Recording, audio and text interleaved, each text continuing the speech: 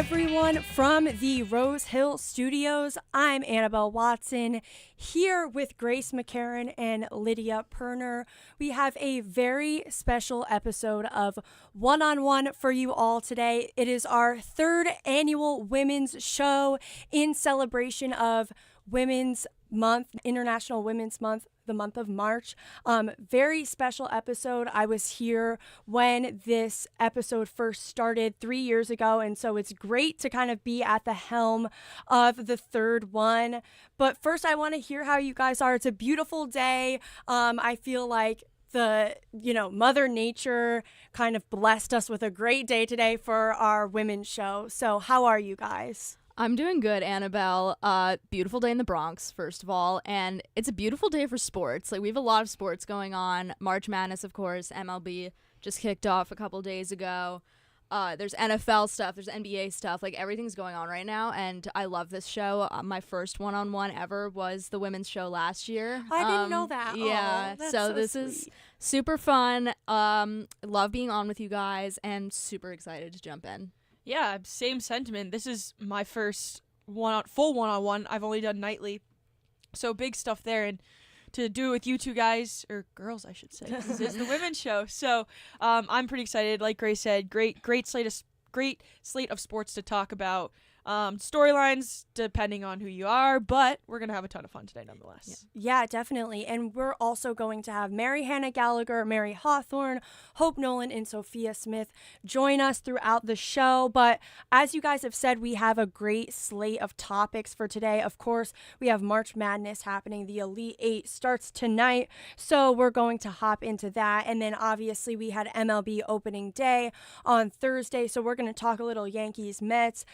I know that between the three of us, that's going to be a good one to talk about. We have two Yankees fans, one Met fan. So I know Grace already has before we started the show, she already made Kurt, our producer, play My Girl. So I know she's very excited to talk some Mets. And then we're going to have a little call in, a pre-recorded segment from Isabella Terracini and Gabby Price. They are in Granada and Paris, so great to hear them get in the mix. And then you guys are going to be talking some hockey. Lydia, you've already expressed that you have some opinions to voice, so that's going to be super fun. Then we'll move to the NFL. Obviously, some big decisions that the Giants made in the past week with Russell Wilson, and Aaron Rodgers has yet to make his decision. So a lot of hypotheticals and discussion there. And then we have two wonderful interviews for you guys today. We have Sam Borer and Gigi Spear and Kelly Bright, three WFUV alumni. They have kind of, for me, been trailblazers of women in WFUV. They were people I look up to, and it was really great to be able to speak with Gigi and Kelly. You guys spoke with Sam, who is just the best ever. So I'm sure that was absolutely great. Super excited to hear that. And then we'll talk a little pro basketball. Obviously, the Knicks are in a tough spot right now with that Jalen Brunson injury, first round matchup coming up. And then we also are going to talk a little Liberty. They have that new practice facility out in Brooklyn. So that is super important to talk about. Just shows how the Liberty, after their championship, are really cementing themselves as a true pro sports franchise here in New York. And then we're going to wrap up with what I think is like the most appropriate. We're just going to talk about women's leagues in general, PWHL, WNBA, and WSL, and also a little tennis talk as a tennis fan. And also Mary Hawthorne is a huge tennis fan, so we had to sneak that in somewhere. But we're just going to talk about the future of women's sports, how these leagues are growing. I mean, especially in the WNBA, we've seen these leagues grow so much. So we're going to wrap up the show with a little bit of that. But first, we're going to take a little break. On the other side of the break, we're going to be talking March Madness and Elite Eight. Stay tuned. What's up, everyone? I'm Lou Orlando. I'm Nick Guzman. And I'm Chaz McAdams. We're your broadcasters for Fordham men's basketball.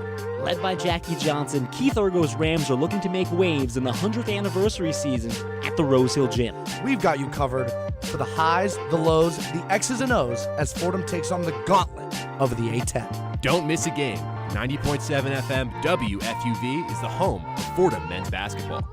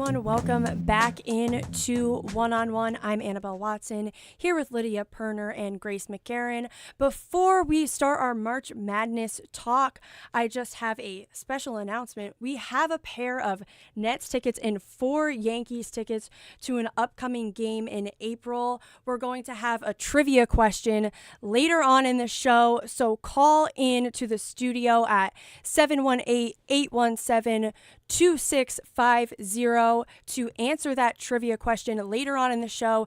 You can win a pair of Nets tickets and 4 Yankees tickets to an upcoming game in April. So really special opportunity there. I know I certainly want to get to a Yankees game very soon, and a Nets game, they're always fun at the Barclays Center. So really awesome there. We'll have that later on in the show for you. But right now we're going to focus on March Madness. We have the Elite 8 starting today. Sweet 16 ended last night. We were doing a lot of discussion, just general discussion about this tournament before the show.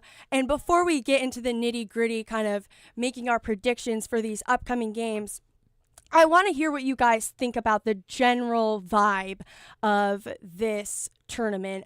For myself, being such a big college basketball fan, I don't want to spoil what you guys are going to say, but this tournament has definitely had a lot different vibe for me compared to tournaments in the past. You're not seeing those mid-majors. You're not really seeing those Cinderella stories. And there's obviously reasons for that. I want you guys to dive into that because we were having a good discussion about that earlier on. But Lydia, we'll start with you. What do you think? How are you feeling about this tournament? So I was a huge college basketball fan when I was younger. Recently, I don't know, past 5 years, not as much. Mm-hmm. Maybe since 2018, I've kind of focused my attention elsewhere. But when I was growing up, and I will say, I jumped from team to team. I think I was a Wisconsin fan for a season and somehow ended up a Michigan fan later. But the tournament was just so much fun. I was never a huge NBA fan, and I thought college basketball had this just special element to it. It was a team game. It was, truly people going to school for 4 years and doing an education, not just taking. You didn't see as much first that those one and dones, and I was kind of getting at this earlier. And then a couple years later, one and dones became an issue I had issues with. But now seeing how the death of mid-major Cinderella runs, I was mentioning, I don't even think it's just mid-major. I think some of these schools that used to be able to compete and were top seeds in tournaments. I said Gonzaga. Wichita State was good for years. They can't even compete because they don't have NIL money. I also referenced Tennessee.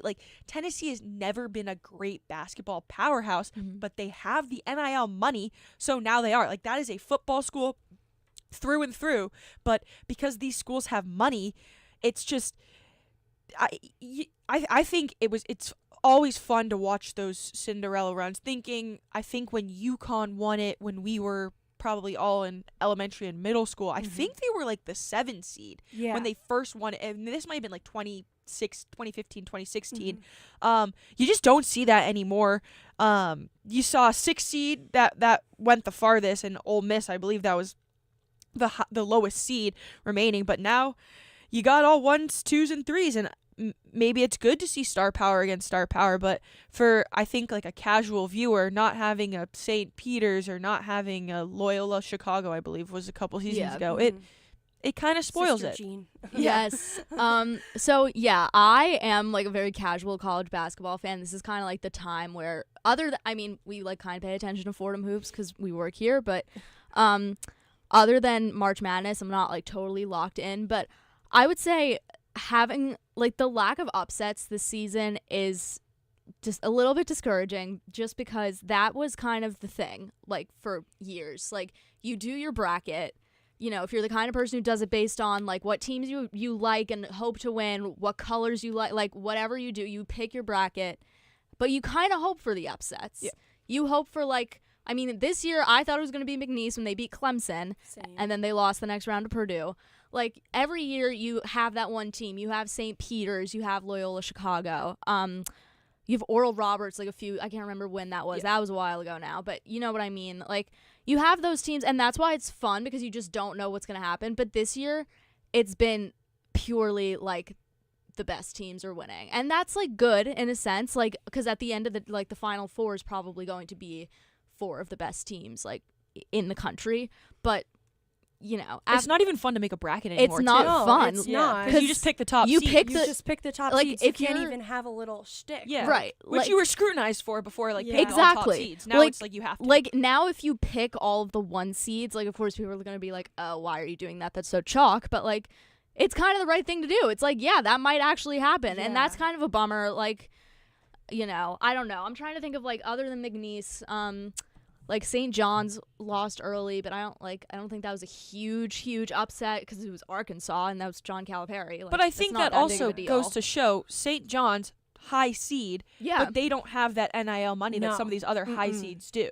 Yeah. So, It's hard. It's the NIL money really gets you far, as you know, with recruiting, obviously. And you know, we talked about at length on Storm the Court this season how good the SEC is. Well, Yeah. it's kind of no wonder, considering how much NIL money the SEC has. It's fine. I mean, as a UConn fan, I can't really talk that much because it's UConn. Like, they won 2 championships in a row. Like, it is okay, but I want to see those fun teams get far. I want to have those little, like, mascots, kind of like the Sister Jean, Yeah, Doug for Peterson. sure. That's what makes college basketball. And we're kind of not seeing that this year, but it's going to be okay. We're going to do a little predictions and previews of the game for the Elite Eight, starting off with Texas Tech versus Florida. Obviously, Florida won the SEC. You know, the SEC has dominated, and Florida pulled out that win. They are my national champion pick right now. I just think with the SEC being so dominant and them being able to get that title, it's kind of like, no wonder. But Florida, and maybe it's partially because they beat UConn, and I'm like, okay, I need the national champion to beat UConn. But Texas Tech, in their Sweet 16 game, rallied from 16 points down from Arkansas, 85-83. Florida, Walter Clayton Jr. has scored 20 or more points in his last in 4 of his last 5. Elijah Martin, this team is so good. Texas Tech is led by JT Toppin, Big 12 Player of the Year, and Darian Williams. You know, as we've been saying, these teams are 2 top seeds. Florida is kind of, you know, they're the SEC champion. Texas Tech, for me, is a team that I seem to kind of count out every year. They start to get far, and then but it feels like this year they've really been successful. And I'm interested to see this game. My pick is Florida. I just think this team is so good. They've, they've really had the gauntlet in their schedule being in the SEC. But I want to hear what you guys think. Who's your pick for this game? I'm picking Texas Tech, and Grace knows the story, and Kate back there, our video producer, she also knows this story, but I'll tell why I'm going to pick Texas Tech. Okay. And there's no statistical or factual reason other than 2018, it's the Sweet 16. Or actually, let me backtrack. We were making my family bracket pool. My brother put Texas Tech to the Final Four, and this is a kid that maybe watches one college basketball game a year if UCLA is on like in the background at our house. Like, genuinely knows nothing about college basketball. And I was like, you're crazy. Like, Michigan had Ignas Brazdeikis, like all that was that team. Nick's legend, by the way. I was like, there's no way you're not beating John. Be like, you're not. Texas Tech is not taking down Michigan. Texas Tech made Michigan look like a bunch of fools, and more importantly, made me look like a fool. But then you get the top seed Gonzaga against Texas Tech, and my dad's a huge Gonzaga fan. Texas Tech made incredibly light work of Gonzaga and moved on. And gosh, having someone who's not into sports have bragging rights is just it's the annoying. worst It's feeling awful. ever. And this was like the year Texas Tech had their kind of, I don't want to say it was Cinderella run, but it was unexpected. And then the next year, I think they were the high seed and made a good run, maybe even the 1 seed, I want to say. And they didn't ultimately winning it. But what I've learned is I shouldn't be betting against Texas Tech. But here's the thing. Florida is so good. They've had one of the hardest schedules in regular season. They play in one of the hardest college basketball decisions. They're gritty. They're athletic. Texas Tech's game plan is making threes, and that's a really hard game plan to rely on, especially against a really good defense in Florida. So, again, no factual basis other than just taking Texas Tech for vibes. Honestly, I don't hate that explanation. I am also going to go with Florida just because, we talked about how the SEC is so difficult this year. My Final Four when I did my bracket was all SEC teams. Wow. I believe it's No BYU. no BYU. Or UCLA. I believe it's Auburn, Florida, Tennessee, and Alabama. But Florida's record in SEC games, so it's one of the hardest conferences, 17-4. Their record's 16-0 in non-conference play. It's hard to pick against them. They're one of the deepest and most complete teams I feel like we've seen in a long time. So for that reason, I am gonna pick the Gators. Yeah, that all SEC Final Four could happen. Yeah. Which is nuts. I don't know how I would feel if that happened.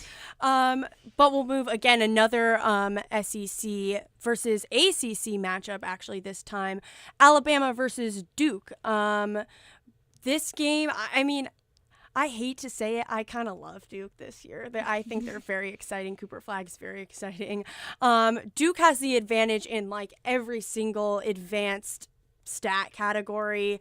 But Alabama had number 1 strength of schedule in the nation this year, and you can't really say that for Duke. The ACC was pretty weak this year other than Duke and Clemson. So, that is something to consider. Duke's scoring has been a bit more consistent than Alabama. For this one, I'm going to go Duke. I feel like Duke kind of just has that juju this year with with Cooper Flagg. That younger team, they're just so good. They're very complete. They haven't lost a game since November. I'm gonna go with Duke here. Unfortunately, as kind of a Duke hater, I'm having sympathy for them this year, which is kind of strange. It must be the Cooper Flagg effect. I think I'm also picking Duke, and same reason. I think Cooper Flagg is just too hard to disagree with and not think like down the stretch. I think college basketball has become like one player can dominate games, but also he's got a good team around him. It's not like there's 5 guys on the court that I think all play different roles and do it well. And just looking at Bama, and I'm less trying to think about like the regular season and more trying to think of, because March Madness, it's one and dones. So you just have to kind of roll with your momentum. Bama did have a historic shooting night from 3 against BYU, but even though I had BYU in my Final Four, it's BYU. That doesn't really thread the needle for me. And again, like I said with Texas Tech, kind of relying on, making a ton of threes to win a game, it just isn't that sustainable. So I'm taking Duke. That is kind of my. I do have Bama in my Final Four, but that is kind of my thing. It's like it's hard to rely on the threes. I mean, you don't. Like you said, it was BYU. This is a little bit different. The Cooper flag effect. He's probably just inevitable. You're probably not going to have a historic 3-point game a second straight time, but Mark Sears with 10 threes the other night, if he can have another night like that, I might have to go with Alabama. I'm just getting a vibe here. I think the ACC was so weak this year, other than Duke, obviously, and Clemson. Clemson lost early also. I don't know. I'm just getting a strong Alabama vibe, and I don't like saying that because I don't love Alabama, but I'm just getting a vibe. Maybe it's because I really need to have some faith in my Final Four, but yeah, sure, why not? I could see it happening. But yeah, we're outscoring Grace 2-1 here. I love when there's disagreement. I don't want a unanimous. Oh, you'll get plenty of that today. Okay, perfect. Okay, we'll move to another SEC matchup. Obviously, we have Tennessee versus Houston. I love Tennessee. I don't know why. I have some Tennessee connection. My uncle used to live there. I don't know if it's just the orange. I like it. I don't know. But I love the way they play basketball. I think they're very gritty, very defensive. And then on the other side, you have Houston. Houston, for me, again, a team I always count out and am they're fraudulent. That has changed for me since they moved out of the American Conference because they're in a legitimate conference now. But this is going to be a very low scoring game, very defensive minded. This is going to be the Elite Eight game for a true college basketball fan, in my opinion, because it's going to be very gritty basketball. It's fun to watch, but it's not going to be high scoring and super exciting. So I'm going to go with Tennessee for this one. Again, just that SEC bias. They've had so much fierce competition. I think the Vols are going to take it. I agree. I'm taking the Tennessee Volunteers for, again, no reason other than I'm a big country music fan, and the Tennessee Volunteers just happen to be mentioned in every single song, it seems. And that's valid. When Jordan Gainey scores at least 10 points, the Volunteers are 21-2. So nice. That's a good stat. Yeah. I have to make it 3 of us for Tennessee here, especially because Houston, also Tennessee is in my Final Four. Let me just say, I'm hoping that that's what happens. Let's just all be clear here. But Houston did need the last second win against Purdue. Facts. And a Big Ten team. A Big Ten team. That's very difficult. It's Tennessee and Purdue, very apples and oranges here, but I am going to go with Tennessee. I just think SEC might be unbeatable this year, except maybe Duke. Maybe Duke. It's the SEC and Duke to me. That's it. Yeah. All right. And one more quick prediction we'll make is Michigan State versus Auburn. The Michigan State Spartans and the Auburn Tigers, obviously led by Johnny Broome. As we know, Michigan State is one of those teams. Again, they had a lot of success. I remember when I was younger. Hasn't seemed like they have in recent years. So, quick picks for Michigan State versus Auburn. Go. Auburn, the Big Ten stinks.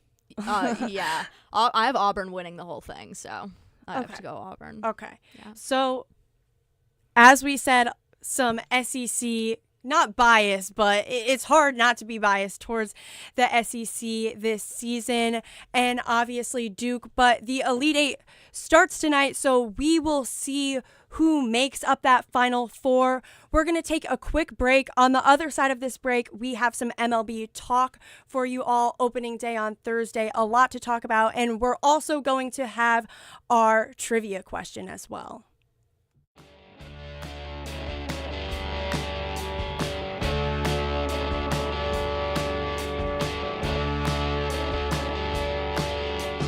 Brian Gregor here, joined with Michael Calamari and Andrew Galata, 3 of your hosts for Nosebleeds, WFUV's only baseball podcast. Tune in every week as we recap the latest from the Bronx and Queens, as well as news from around the MLB.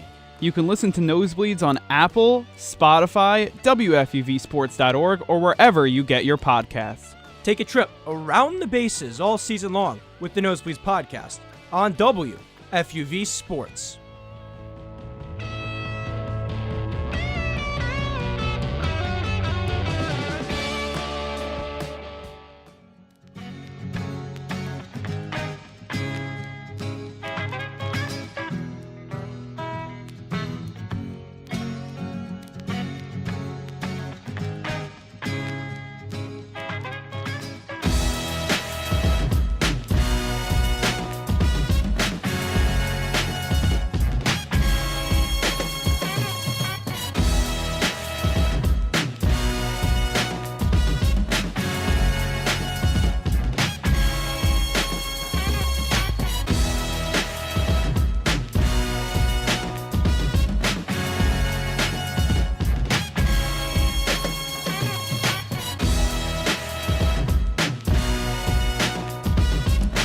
Welcome back into One-on-One, our third annual women's show. I'm Annabelle Watson here with Grace McCarron and Lydia Pirner behind the glass playing some awesome music. Great choices, Kurt. We love it. Kurt Sippel behind the glass for us today. Before we get into some MLB talk, we have a Yankees ticket giveaway. Today is calendar day at Yankee Stadium. The Yankees always have the best promotions, and we always have Yank tickets to give away here on One-on-One. Here is our first trivia question of the season. The Yankees won opening day on Thursday at the stadium. How many straight season openers have the Bronx Bombers won? 4 tickets to Yankees Kansas City Royals on Wednesday, April 16th at 7:05. They can be yours if you're the first to call in with the correct answer to that question at 718-817-2750. I know I would love to go see that. Again, the question is, the Yankees won opening day on Thursday at the stadium. How many straight season openers have the Bronx Bombers won?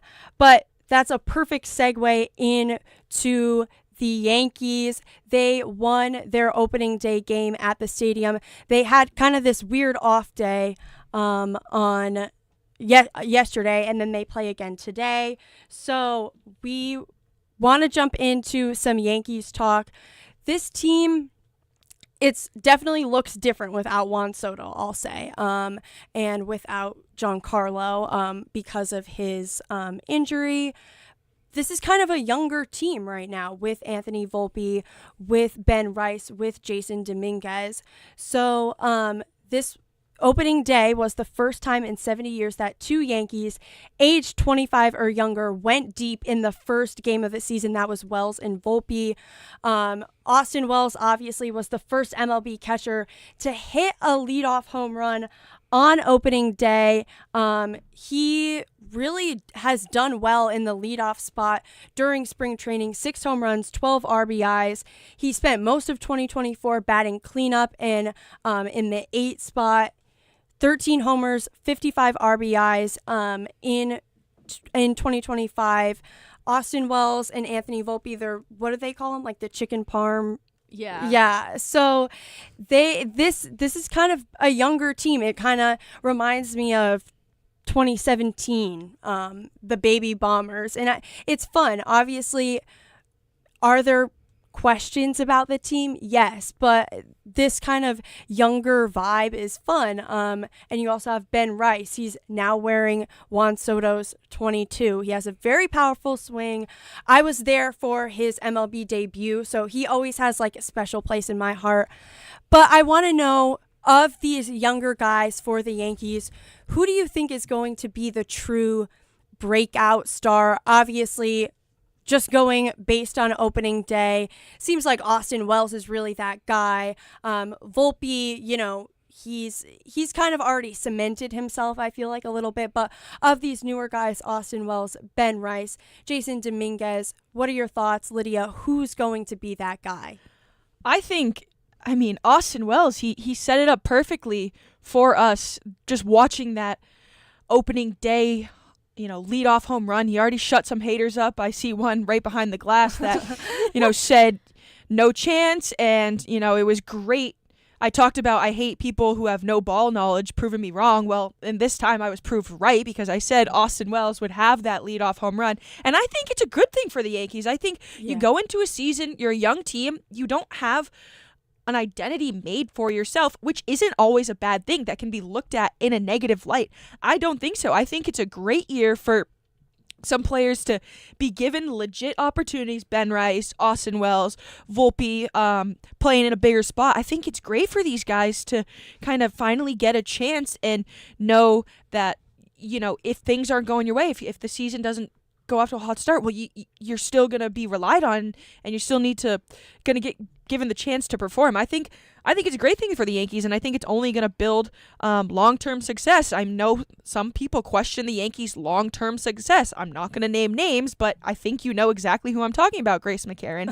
I think it's great to get, show that the Yankees are still going to be able to compete within 5 years because these young guys can build an identity for themselves and be a good baseball player and baseball team. Yeah. I agree on Austin Wells. I do think he's going to be a very good catcher, and I think a good catcher is important. Like you want that, especially if they want to hit him. He's great at leadoff. framing the ball. Yes, he's been great defensively. I did see on Twitter that Paul Goldschmidt is batting leadoff today at 1 p.m. But that's Nestor's the lefty. Yes, that is why. But I like Austin Wells a lot. He kind of broke out last season. In a season, I feel like I am a broken record saying this, but last year it was so heavy on Judge and Soto in the lineup to produce the offense because Anthony Volpe was struggling. We didn't have Austin Wells didn't really break out until a couple months in. It was difficult for a lot of the rest of the lineup. And now they made some moves in the offseason. Obviously they lost Soto, but they made some moves in the offseason that were good. They got Cody Bellinger, they got Paul Goldschmidt, who you hope those are two former MVPs. You hope that they can replicate some level of MVP caliber play. But I am going to say that Austin Wells, the young guys, I need to see a little they really need to be very good this season. Anthony Volpe, I'm a little concerned. Last year was a down year. No.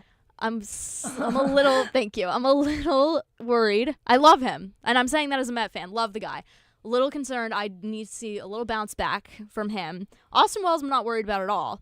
If he can continue what he did last year, but the hole, and I'm not saying this because I'm a Met fan, I'm saying it because I believe it's true. The hole that Juan Soto that Juan Soto leaves in that lineup is very big, Stop. Lydia. No, we had this argument last night. Yes. Why the Yankees don't need Juan Soto. I just feel like they it's just not have a to bad get thing to have Juan Soto. It's not, though. but your team is more than one player. Of course. But last year you have to admit that a lot of their offense was because Aaron Judge had such a great season and Juan Soto had such a great season. I don't think you can. And Aaron Judge is still on my baseball team. Well, yes, but I'm saying you can't really dispute that, especially since Stanton is injured now. He also took a while to heat up until the postseason. He had a great postseason, but they need some of the basis of what I'm saying is that they really need these young guys to be very good. And I'm not saying that I don't think that's going to happen. I'm just saying it's very much to their benefit if these young guys heat up, and Ben Rice included. Actually, I forgot to mention him. I hope he has a great season. Yeah, I feel like I might have to be the referee between you guys today. I'm excited. Had a huge argument. We in had my an last argument night. last night. It was kind of ridiculous. Wait, okay, love that. I'll gladly take that spot. But before we continue our MLB talk, we have a caller. We have Joe from London. Joe, what do you have for us? Hi, Joe. Women. Hi, guys. So good to hear your voices. So excited for this show for you guys. I'm very happy to be interrupting a Yankees segment, especially after that take from Lydia Pirner. That was ridiculous. First, I want to say I'm so proud of you guys for all the work you continue to do in this industry. I know it's such an uphill battle for you guys, the misogyny that is laid upon you in this industry, but you guys continue to make us proud at FUV, and I'm just so happy that it gets to culminate in a show like this. I also want to say I'm at the London Zoo. I just interviewed a very polite young penguin named Carl, and he told me three things. First, he said Lydia Pirner needs to stop talking about the Yankees, and second, he said he's very proud of women in sports, except for Lydia Pirner, and then third, he said that Nick Palmer needs to choose a baseball team. Nice. Tell that penguin he's very smart, and he's very correct. Oh, I already did, yeah. Oh, good. I'm thinking about adopting him and bringing him back home to New York, so more on that to come. I wanted to leave you guys with this, not to get you too far off track, but for me, when I think about women in sports, it's obviously more than just the athletes. It's about folks like us in sports media. And I think that the road for women in sports media might be even harder than for women's athletes. But there's so many inspirations. I wanted to hear from you guys an inspiration in the world of sports media and broadcasting that is a woman. For me, it's Doris Burke. Always grew up listening to her. Just such a trailblazer and a beacon for women in sports and in sports broadcasting, proving that it's more than just a role there where you're refined to just the sidelines. You belong in a broadcast booth. And she's just tremendous. So fun to listen to. Her joy for the game exudes. And I think she's such a great inspiration for young women looking to get into this industry. So I'll leave you guys with that. Have an awesome show. So proud of you guys again. Lydia, keep it down with the Juan Soto talk, okay? Well, thank you so much, Joe. Lydia, you might have different feelings, but Well, Joe was out here trying to compliment us, or you guys. That was very sweet. He's just throwing shade, and I want to meet this penguin because I've had nothing. What's his name? Carl. Carl. I've had Very nothing correct. but good things to say about the Penguins in recent years. I'm a big Sidney Crosby fan. Despite being a big New York Rangers fan, I will always give praise to Crosby where it's due, and so I really thought that he wouldn't send Carl to say these things about me. I'll keep talking about Juan Soto and how the Yankees can live life without him, and they should. It'll teach everyone else how to play in the lineup. But yeah, I don't know. I don't know what this Penguin is talking about. Maybe the Penguin should just go back to watching, I don't know, Chelsea play if he's in London. I think Chelsea's the local soccer team in London. So Chelsea, Arsenal. Yeah, I mean, Crystal Palace. work on your own team. I mean, I'm a Man U fan, and you're in the Man U shirt. Yep, so I'm in my Beckham jersey. We're today. pretty bad, but yeah, Joe. But it was good to hear your voice. With all due respect, and to answer your question, inspirational women in sports for me. Honestly, I don't have a specific one. Recently, I mean, Susan Waltman's been a big one. Just listening to her, obviously growing up, but I guess I never realized how important these people are until you get here. Recently, obviously, at Grace, I know I've been mentioning too, Michelle Dringas. It's really cool to watch her work, and I think it's been cooler in a season where Rangers have been so bad trying to find storylines out of things. You don't realize how hard that is, but also just being here, being on a show with you two. I would be lying if I said just being around other people that share a passion like this isn't also inspiring to me. So I'll give you two and everyone back there in the nod too, including you, Kurt, cute. and Bobby and Joe. Okay, well, this is I used this answer last year, but my mom is the reason that I am doing this. Also my dad, but my mom especially. Shout out Anthony, our favorite girly pop. Exactly. But my mom is absolutely one of the biggest reasons I'm doing this. She is my role model, and it's been absolutely such an inspiration to watch her do her thing. She's so great. I love talking football with my mom. She just knows so much about it. And other sports as well. She's covered a lot, but just I could go on and on, but my biggest inspiration is my mother. So I'm going to have to say her. I love it. I think that's so sweet. For myself, I would say definitely Meredith Marakovits. She's someone I grew up watching. She started later on in my childhood, I feel but she was someone where for the first time I kind of looked at her and I was like, oh, I could be like her one day. And she's just she's very active on social media, which I love. She's always posting with Susan. They go out on their little adventures, which I love. I think it's very cute. And similar to Lydia, I think everyone here really inspires me how we kind of have that uphill battle, as Joe mentioned, but we're working so hard. You guys amaze me being younger, how far you guys have gotten with, your beat reporting. Lydia being, you're in my mock group and you're out there going to Rangers games all the time. That makes me very proud. And obviously, the women here who came before me, the Julia Mosses, the Sam Boers, the Maddie Bemontes, they were people I looked up to, became very close with, and they really were kind of a guiding light for me, because it was intimidating coming here and kind of feeling like the only girl. But when I met them and became closer with them, they really have provided me with a lot of inspiration, and you guys have talked to Sam later on, and I'm sure she has some great words, as well as Gigi and Kelly. So yeah, that would probably be my answer, is Meredith Marakovits and just FUV women in general. Thank you, Joe, for that question. Very appropriate for our women's show. But we're going to move back into the New York Yankees. I want to focus now on the rotation injuries that the Yankees have sustained. We have Garrett Cole out for the season, which absolute gut punch when I seeing the arm. That was really sad. Robotic looking arm. That was really sad. Yeah, no, not fun. And then Luis Hill is also out. We had Carlos Rondon start opening day. 7 strikeouts, 5.1 innings pitched, 4 hits. I thought it was a pretty good showing from him.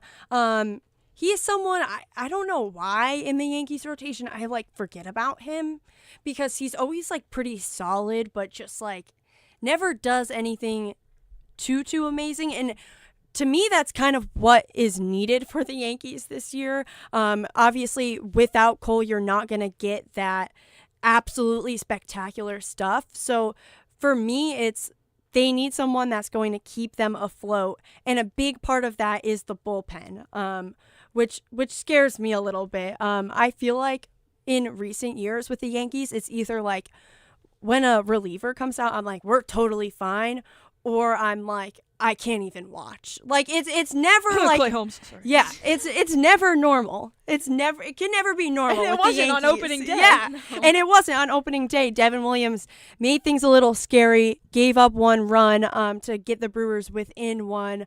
But the rest of the rotation, we have Max Fried, Marcus Stroman, Will Warren, Carlos Carrasco. Carlos Carrasco, I'm so excited to see him pitch. I think he's absolutely amazing. He's a cancer survivor. He's been in this league for so long. So the rest of the rotation, I'm again excited to see Max Fried from Atlanta. And as far as the relievers, they do make me scared, but I have faith in 2 men, Luke Weaver and Tim Hill.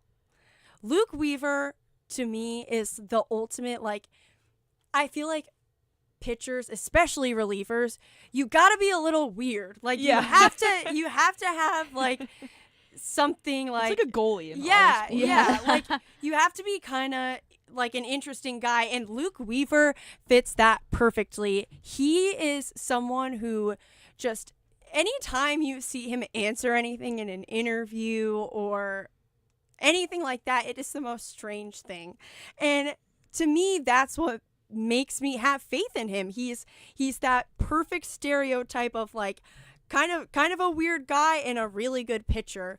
In the off season, he was truly the only reliever where I was okay, I have faith that Weaver's going to come in and totally shut down this game. And Tim Hill, same thing. Every time he came in the postseason, I felt like he was able to shut things down. And the mustache also makes me have faith in him. It's just, it's that classy Yankees mustache. So those 2 guys I have a lot of faith in. But for me, with all of these rotation injuries, the key is this bullpen being good, because if you can only get, say, 4-5 innings out of your starter, that bullpen has to come in, be productive, shut things down, and offensively there's question marks as well. So you don't know how many runs are going to be on the board. So this bullpen has to be lights out, in my opinion, this season. But I want to hear what you guys think about this rotation. Who are you looking at as, okay, you need to be the guy, both in the rotation and bullpen wise? I think we kind of got at Carlos Rodon. The Yankees got him over to be that bull, that guy that you could just throw out there and trust in a big spot to, win a playoff game. And he hasn't been that, but he also hasn't been terrible. Mm-hmm. I don't want to go out here and say he's been not a good Yankee, because I don't think that would be correct, but he hasn't been the Carlos Rodon that he was when he was it was San Francisco, correct? Yeah. So I think, he's got his beard.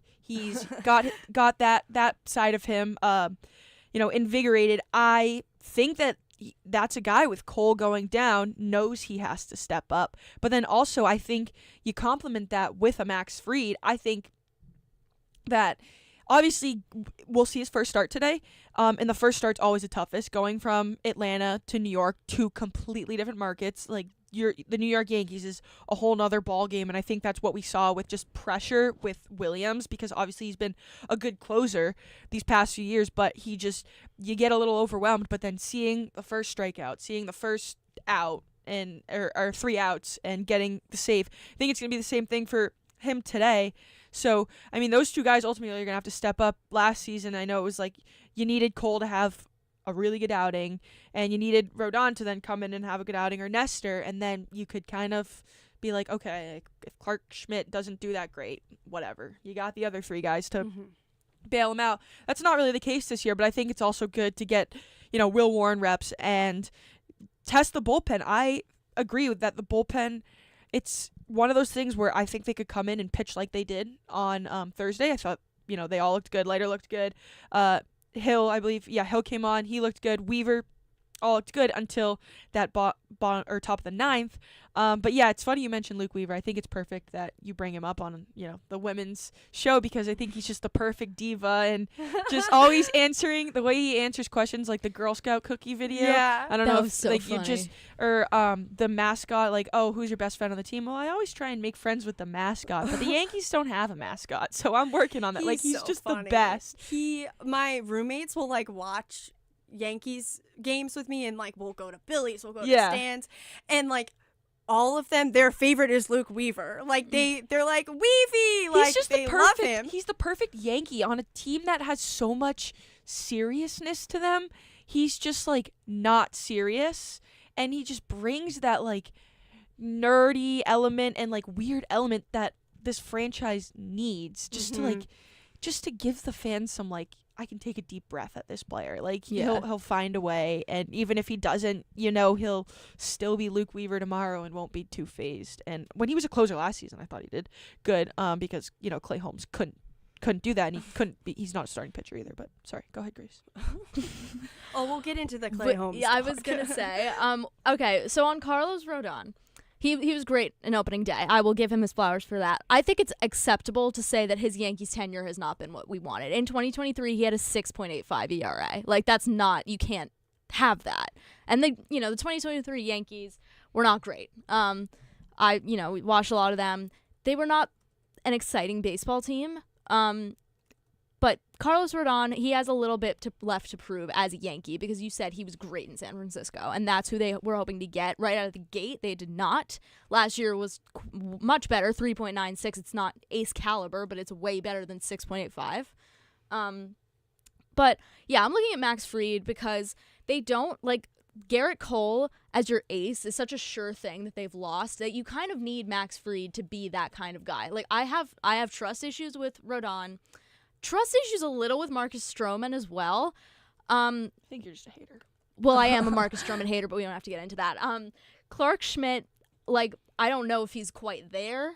As a solid 3 or 4, but I think Max Fried could be that guy. Maybe it might take him a little bit, as you said, Lydia, to get adjusted to the new team and the new market, but I think he could be that guy. He's a very, very, watched him with the Braves for years, killing the Mets. It was bad. He was really, really good. So I think that was an excellent pickup. I don't know about the 8-year contract, but whatever. Doesn't matter. But I like him a lot. And for the bullpen, Devin Williams, I think, is going to be very, very good. I think he could be the best closer in baseball. At least I think he's top 3. He's right up there. He struggled on opening day, but I think we were talking about this on Nosebleeds yesterday. I think part of that might have been that he was playing his old team in the Brewers. Mm-hmm. That's tough. Those guys know you better than anybody. And also it is, and I'll say it, the Yankees are different. There's a different. Oh, but you wouldn't admit this last night. The Yankees are different. She wouldn't agree that the Yankees are different. No, let me finish. It's pinstripes or not in the Bronx. Sorry. No. Go ahead. You finish. but it's different. Yankee Stadium, they booed him on the first day, which I thought was outrageous. Like, maybe give him more than 5 minutes in a Yankee uniform. You people are evil. But anyway. Learn the We're Yankee just way. tough. We're We're embracing just it. We're building I'm character so- for these guys. Anyway, it is difficult to adjust to being a Yankee. Whatever, but I think he's going to be fine. He's so good. Although his last appearance before opening day was against the Mets and Alonso hit that home run in the wild card round. That was like the best day ever, but that is not and then they important. lost to the Dodgers. But they won that series, didn't they? But they lost to the And you were Dodgers. with me. I cried. But that's not important. That's in the past. So Devin Williams, he's going to be fine. Everyone stop yelling at him. I think this is the perfect transition into the Mets. We'll start with Juan Soto, obviously the name on everyone's lips. Not mine. Not Definitely not. Definitely not Oh, that would be Lydia's. crazy if Definitely Lydia was talking not about Juan Lydia's. Soto. I guess we'll talk about him in a Mets context, though. So, Joe Henry, don't give Lydia too much flack for this because do. I mean, it was on the rundown. So Juan Soto's first game, he debuted in Houston, as we know, which was the same as his Yankees debut. Kind of funny, but his first game, he struck out to end the game, facing Josh Hader. He was visibly very upset about that, especially in his post-game presser. Second game, he homered. So kind of got that revenge. Third inning solo shot in last night's game. It's Juan Soto. He's going to be very good. And Grace, you kind of mentioned this. And as a Yankees fan, it does pain me. Like, my best friend is a Mets fan, and I'm like, I'll go to a Mets game with you. I'm going to go to the bathroom when Juan Soto comes up to bat. That's valid. But I'll go with you. But the thought of having Juan Soto in your lineup, coming up to bat at Citi Field, I'm sure it makes you very, very happy. In that same lineup with Francisco Lindor, hearing at Citi Field Soto Shuffle and My Girl at the same time. Two iconic walk-up songs. It's magical. I do have to say. So, Grace, I just want to hear, how excited are you to see Juan Soto play, especially given his home run in his second game? I'm so excited, Annabelle. Can't even really begin to tell you. Lydia, I'm not sorry about this either. Lydia just turned the volume on her Yeah, headphones she's- like all the way down. But I can still hear it. I'm so excited. That top 5 in their lineup is so good. No.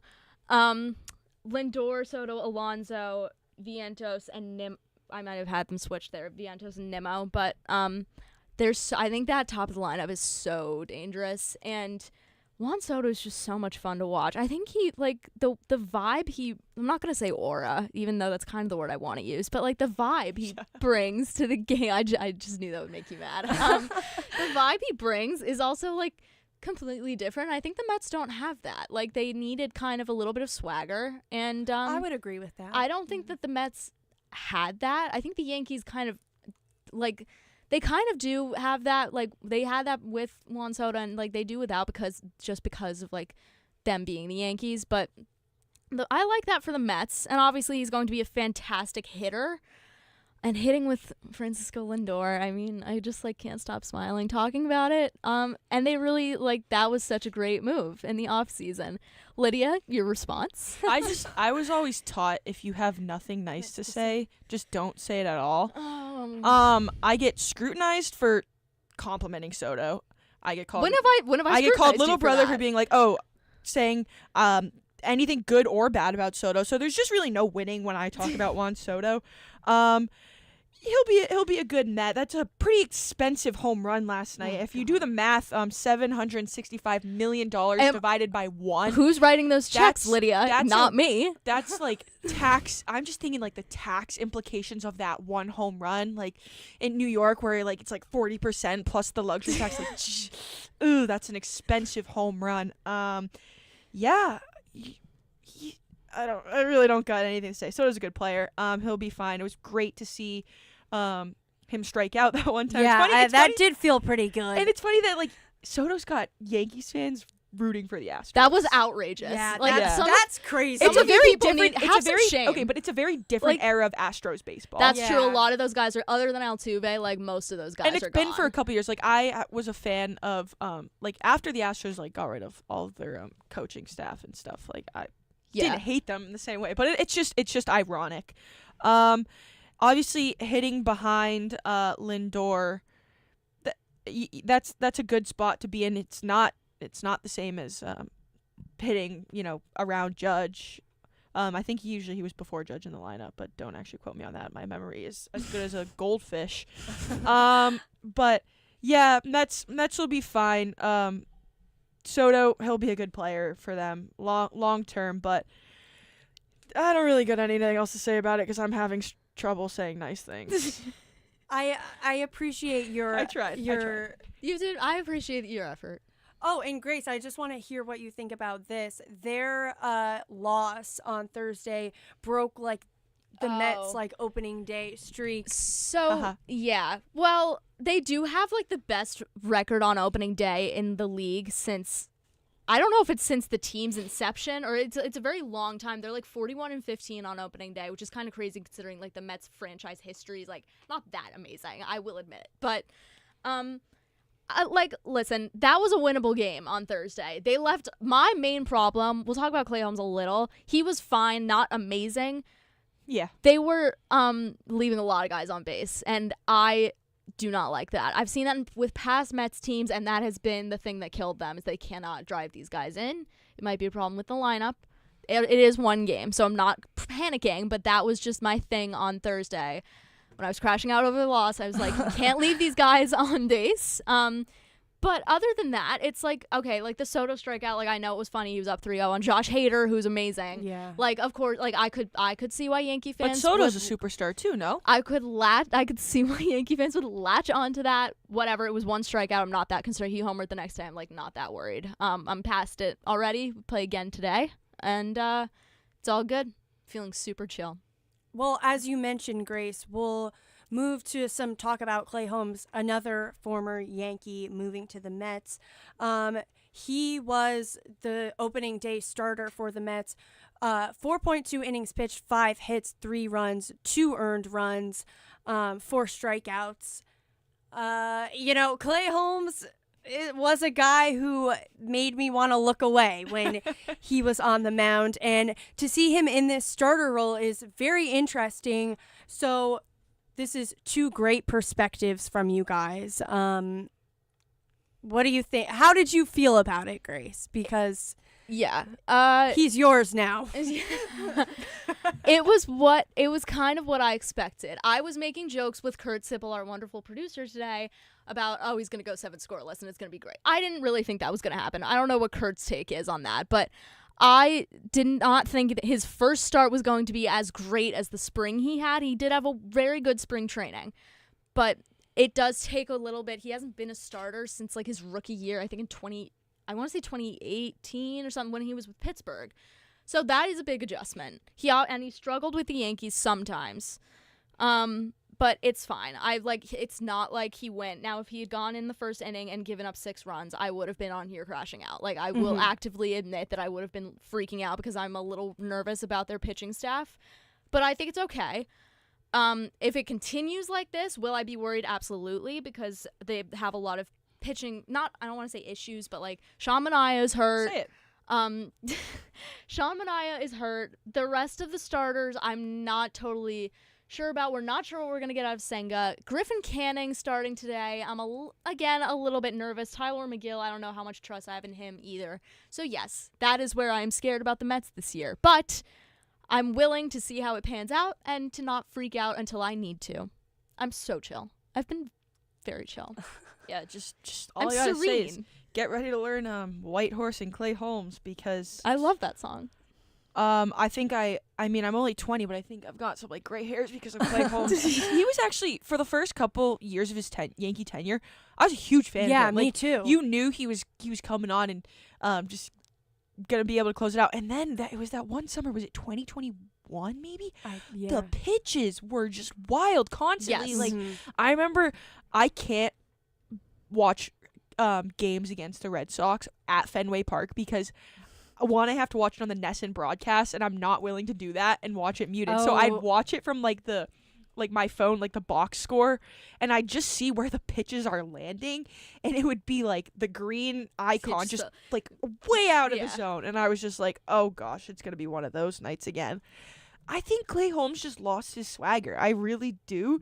And then I think it's like when you're a pitcher, it's one of those things when you don't see the ball and you don't see the ball hitting the strike zones and getting cut on, you lose all your confidence. And I just don't think, I don't know if like him being a starting pitcher is going to take that pressure off of him. I also think baseball is a game of momentum, and like, sure, he only gave up 3 runs, but you didn't even give your offense a chance to get into the game by just giving up those runs. So I know that the argument was like, oh, the Mets like just didn't show up on opening day offensively, but like, why? You got a pretty big contract that you just signed. You should, but whatever. It's not my my problem. It's yours. Thank you. A lot of tension in this room after Mets talk. I promise we're friends. Yeah. But just a reminder, we have 4 tickets to Yankees Kansas City Royals on April 16th at 7:05. With that trivia question, call in to 718-817-2750 to win those. On the other side of this break, we have a segment with Gabby Price and Isabella Terracini, who are in Paris and Granada on Fordham basketball. Just want to note that this segment was pre-recorded before kind of the announcements about Mike Magpeo. So just take that into consideration. We'll have Gabby and Isabella on the other side of this break, and then NHL talk with Lydia, Grace, and Sophia Smith. So I'm sure there's going to be more frenemy arguments there, but we'll take a quick break. When we're back, you'll hear from Gabby Price and Isabella Terracini.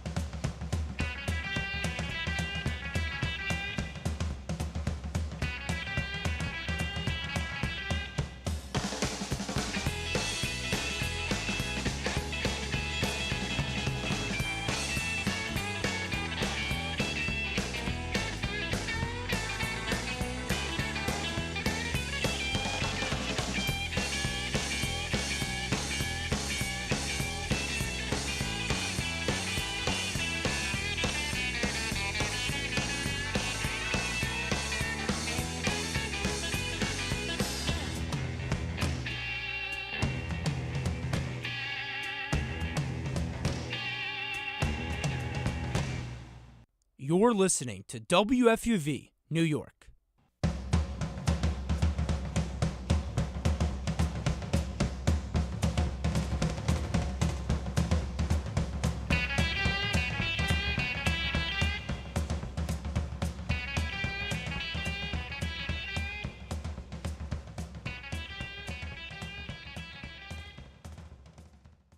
Hello from your favorite study abroad juniors right now.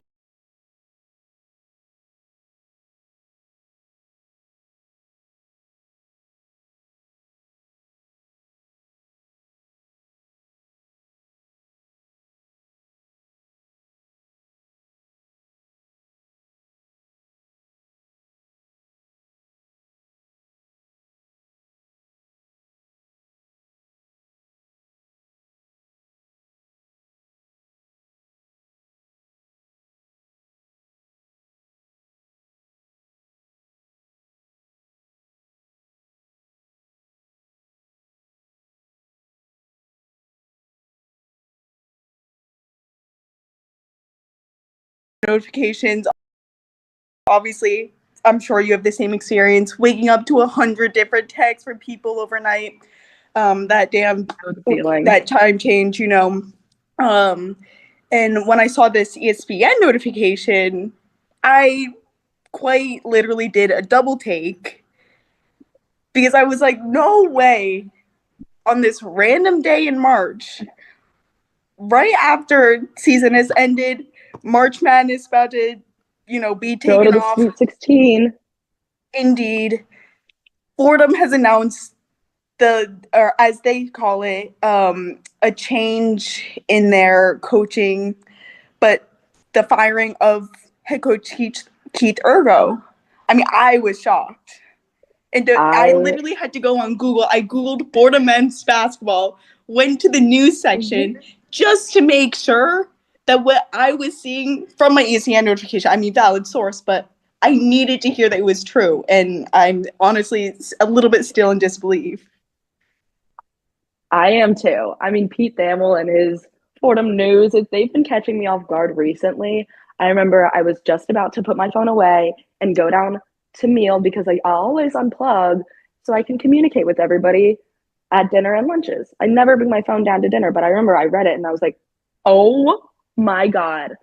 My roommate, I was like, Emma, Keith Ergo is gone. Like, he's leaving. And the thing that I remember about him most is him being at the women's games, and he would always sit next to the media table, and the way he sat was so sassy and so Keith Ergo of him. Like, ergonomics will always be remembered in the life of Fordham. Oh my God, he was awesome as a person too. But I remember he would sit like, one leg over the other, and he would have one elbow on one other chair, and he would just sit there and he would watch practices too. So that's something that, was the first thing that popped back into my head once I got the news. And it really was shocking. And we'll obviously miss him a lot. And we're really excited for what he has in store for him next. But other than that, it's been pretty interesting trying to see how the Fordham community is reacting to this departure as well. Yeah, I completely agree with you. I mean, obviously, his records the past 2 seasons, I feel like didn't really show the effect that he brought, not just to his teams the past 3 years, but just to the Fordham community. Like you said, he was bringing so much energy, not just to this men's program, but obviously supporting the women's program through all this, supporting the Fordham community. Obviously, even with our station, he was always someone that always talking, and keeping a really good positive energy around Fordham basketball as a whole, and just the Fordham community, and having the Fordham community rallying around this Fordham basketball team, like our freshman year in 2020, 2022, 2023, which was so much fun. And when you're talking about the reactions, obviously, I think a lot of people are upset, and with very good reason. And to me, the Fordham letting him go feels a little bit like an overreaction of the past 2 seasons, given that, I mean, you had a great first year with him, and they've been kind of chasing this high ever since. But that first season was a part due to so many seniors and grad students being on the team who had the experience under their belt to have a great season. Now, when we're kind of in the rebuilding years, letting Ergo go just because of a tough few rebuilding years, it feels like an overreaction a little bit to me, but I don't know what you think. No, I kind of agree with you there because it is a new team. Obviously, teams are always changing when players age out and there's new freshmen coming in. And you just have to, as a coach, you have to have that mentality of training these players and being with them every step of the way. Keith Ergo was that person. His players loved him. He was a great coach to his players. And these players, they tried their best this season, and their best it wasn't as best as it has been in previous seasons. And you cannot blame that all on the coaching and let the coach go. And but that's how it kind of became in this specific situation. And as you can see, the Fordham community took to their social media accounts pretty quickly, I may add. I mean, for days. I specifically was scrolling and I was like, can I just get anything else besides like sappy Keith Ergo goodbyes? Like, I just like something funny right now. But all of it. There was players like, we'll miss you so much. And then players also announcing their departure from Fordham themselves. And there were WFUV students also being like, this man was a great man on and off the mic, just on and off the court as well. He will be missed throughout it all. And there's really like no man that could replace him. And maybe it's just because you and I came in his first year, like basically he's a junior with us. We don't have another person to kind of compare him to.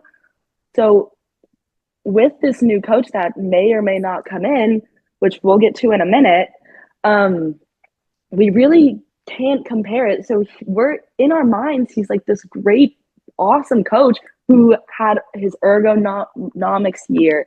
And then, you know, he lost a few great players and they kind of fell apart a little in the end. But you just have to give him the credit where it is deserved, and that he is a great man on and off the court, and his future is bright. Yes, I could not agree more with you. I think that sentiment from him especially also came off in his social media announcement of his change in institutions. We don't know where he will end up yet, but obviously no longer with Fordham. And the first line really spoke numbers to me about how he even felt about this Fordham community. He said, "I want to express my sincerest thanks and gratitude to the Fordham community. I mean, as a product of 2 Jesuit institutions, it's been the honor of my professional life to lead the Fordham men's basketball program." Like, he was so heartfelt throughout this message, and obviously I think he's kind of feeling, even with all the sentiments from the Fordham community, past and present, that we really did love him, and to see him go is definitely a shame. But we would be remiss if we didn't mention that approximately, what would you say, 30 seconds before we jumped on the Zoom? Oh, yeah. Like, Gabby was about to hit the record button. I was like, wait, I just got a notification. And she's like, oh my God, I did too. So, yes. Break the news, Gabby. Come on, tell the people what they want to hear. We had a new notification. Well, not new by the time I guess everyone is listening to this, as this is pre-recorded on Friday afternoon. But Fordham is targeting UC Riverside's coach Mike Magpeo to be the next Fordham basketball coach. This is just obviously a preliminary announcement. We don't actually know if this will happen. But I don't know. Good. He's a toss-up sometimes. Yes. Magpeo apparently went 21-13 this past season, and has a 5-year track record of success. So when looking at a coach, that's definitely something positive, especially for Fordham coming off 2 pretty tough years for Fordham men's basketball. So looking at the coaches with these winning records are definitely a positive sign, I think, for these teams. But yeah, very, very interesting. Only a little bit over a week after the announcement of Keith Ergo's dismissal, that we kind of starting to hear these rumors of Fordham looking for someone new again. I think that's a pretty fair timeline, honestly, because you do only have so much time off season before you have to get back on it and start training. And also this coach needs to meet his players, or what's left of them. Let's say it like that. With Keith Ergo's departure, obviously many people have decided that they would not be returning to Fordham. And it's really upsetting, obviously, but with Magpeo, there might be a lot of newcomers into this program. There's only one way to find out. And, for the past however long we've been talking, maybe 10 minutes, I don't have any news yet. But honestly, by the time this airs, there might be a whole new team. We have no idea right now. I am excited to see how Magpeo interacts with the rest of the Fordham community, how welcoming they are to him, and how long he'll be there. If might be a quick turnaround, or if this is going to be, another Keith Ergo that's going to be 3 years and 3 in and 3 out. Yeah, absolutely. I mean, I think any coach really who follows Ergo is definitely gonna have a tough battle, given how much Fordham did grow to love Ergo, especially. It's not gonna be an easy battle, especially now you don't even have to rebuild a team that didn't do very well this year. You have to rebuild a team that you're recruiting now too. You're gonna get hired as this coach and you're gonna have to recruit. You have to build a whole new Probably team. like half a team at this point, right? Yeah. I mean, I think like 4 or 5 guys have announced they're entering the transfer portal for the upcoming season. So honestly, it will be very interesting to see, speaking about timelines, just how whether it's this Mike Matteo guy or anyone else, how they come in and deal with it. I mean, just the issue of having to recruit an entire new team on top of being the coach of a program, of a new program. Yeah, and all of the seniors that are going to still be there, they've had these past 3 years with an amazing coach, Keith Ergo. They're going to have 1 year or 2 if they still have eligibility, and they might choose to not use their last year of eligibility within the Fordham community, which is upsetting, obviously. It's real, like with the transfer portal and NIT and not NITs, NILs. Thank you. NITs. I mean, it's NIT season. We could talk about that too, but we're not going to. But NILs, there's a lot more pressure on your name, image, and your likeness, not just having fun and playing ball. Whatever happened to that, man? Whatever happened to just hanging out and shooting hoops? We need to bring it back to that, honestly. And, our senior year, new Fordham basketball coach. Let's bring that energy back. Yeah, we're asking the Rams. Let's go, guys. We're going to have a good season. Yeah. Yes. We need it. Yes. I 100% agree. As 2 rising seniors who are currently abroad and missing basketball, the 2 of us, are asking our fellow Fordham community to show up and show out for the season of 2025 and 2026. It's going to be a great year. It can only go up from here, guys. I'm telling you, it's going to be legend. Wait for it. Dairy. Yes. And it will be very interesting to see where, everything goes within the next 24 hours between the time we record this, between the time that everyone out there is listening to this, and until the very next Fordham 2025 season. Yes. It's going to be a fun season, guys. It's going to be good. We're not going to ask you to go all out for Keith Ergo, but you have to give Magpeo a chance. And I mean, even if you don't, you gotta respect him and the guys, the players too. Yes, absolutely. But that will be about all that we have for you guys today. Obviously, thank you to Happy Women's History Month, to all the women out there, to our crew back in the Bronx. Shout out to you guys. Thanks for getting us in. We love you guys. But that'll be all from Isabella and myself, Gabby Price, from Europe today. But we will send you back to the studio in the Bronx for the rest of this WFUV one-on-one, New York's longest running sports and call-in show.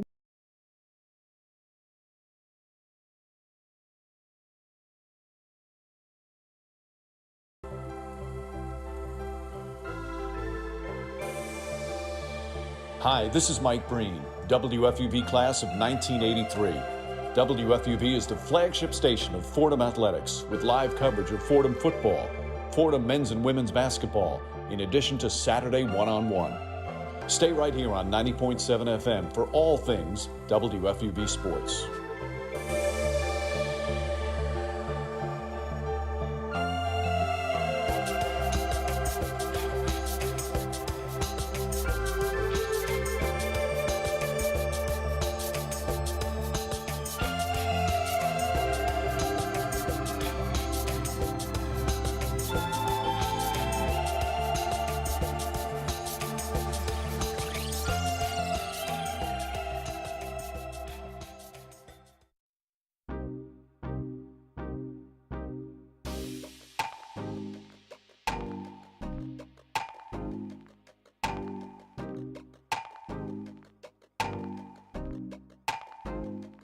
Hi, this is Michael Kay, WFUV class of 1982. WFUV is your home for all things Fordham athletics, with live coverage of Fordham football, Fordham men's and women's basketball, in addition to our Saturday show, One-on-One. Stay right here on 90.7 FM for all things WFUV sports.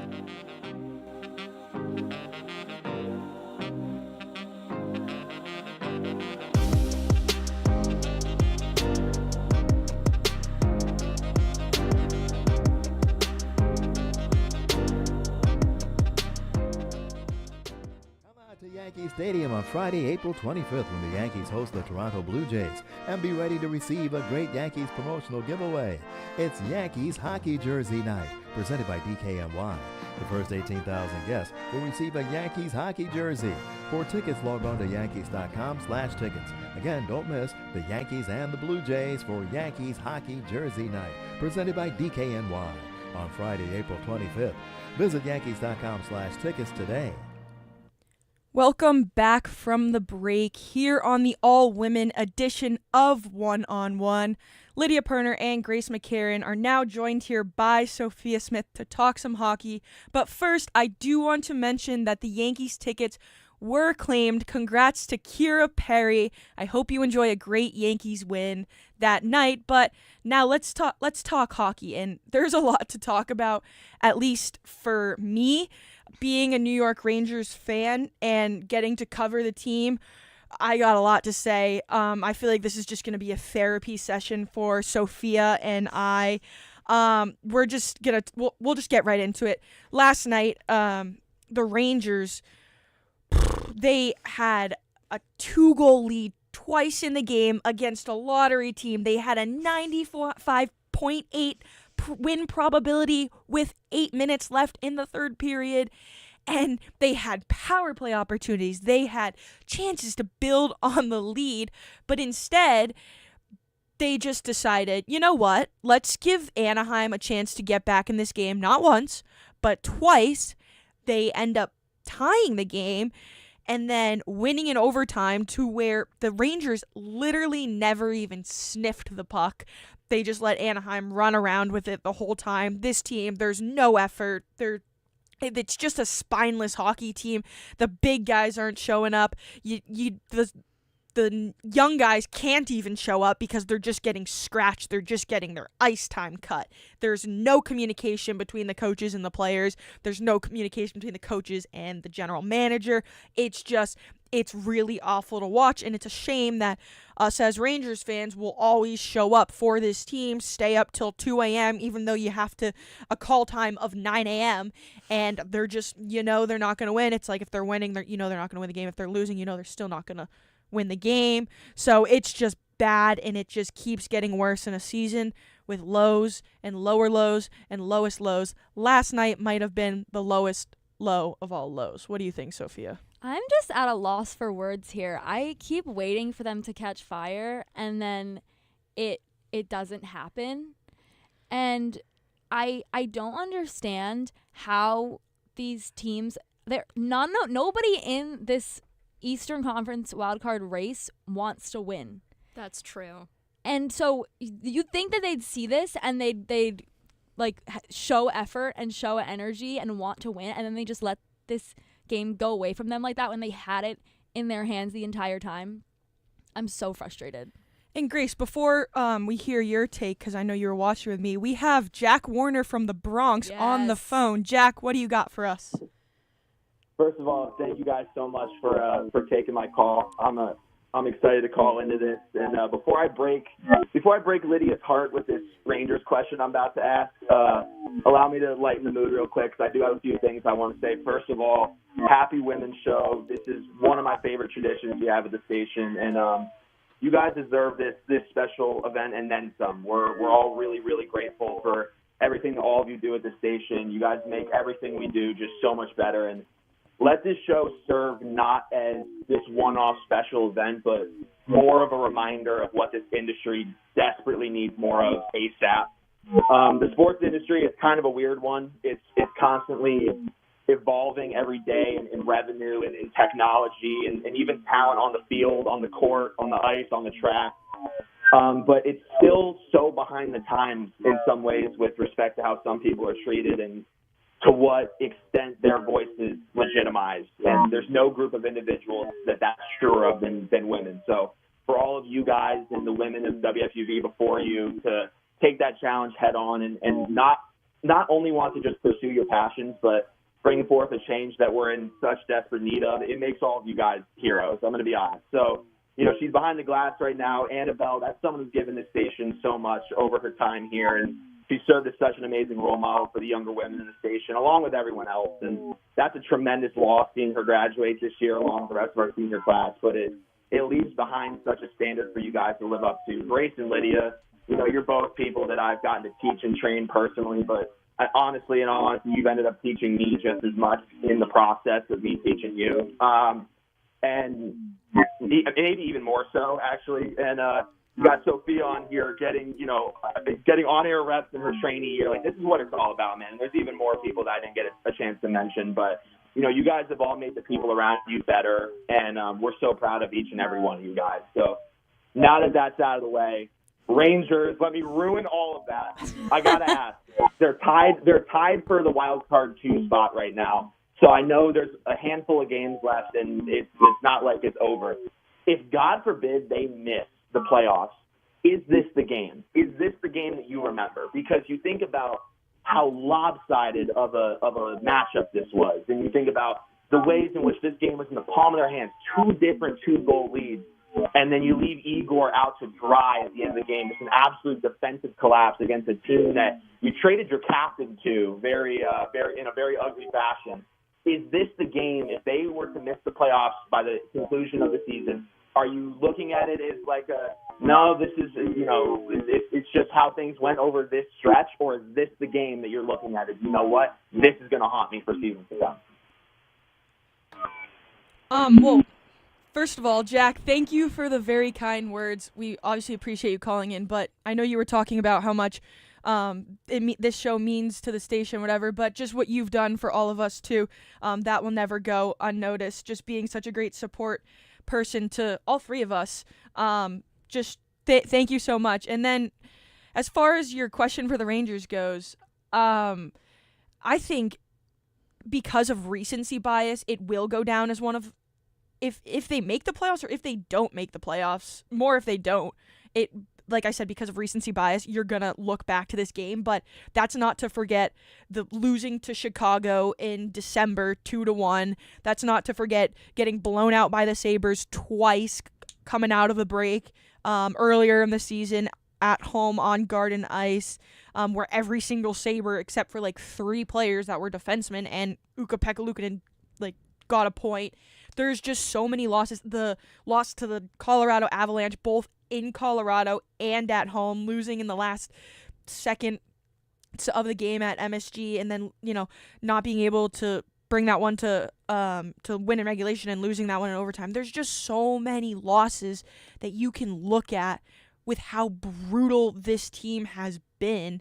But I definitely think this is right up there, and I think it's probably at the top considering just how frustrating of a season it's been. But I also think there's a lot of Ranger fans out there that aren't really frustrated as much by this because it was so expected. You knew when they didn't convert on their power play opportunities that they were going to give Anaheim a chance to get back into the game. And I used to say this all the time to my dad at the beginning of the season because he'd watch my post games and he'd be like, "You're so positive about teams that are terrible." Like I was talking about the Ducks and I was like, they're a really up and coming team that have a lot of energy and are fun to watch.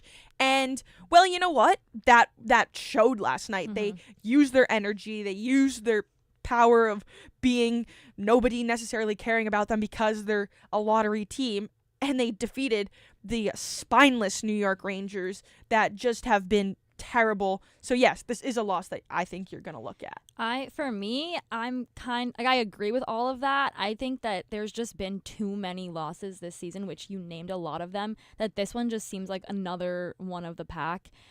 It's just absolutely unfathomable to me. Like these losses, the loss to the Avalanche, I think the one to the Blackhawks, I don't even know when it was, but it was December 8th. That one, something. Yeah. I was like, this team is not making the playoffs. That actually that made it for me.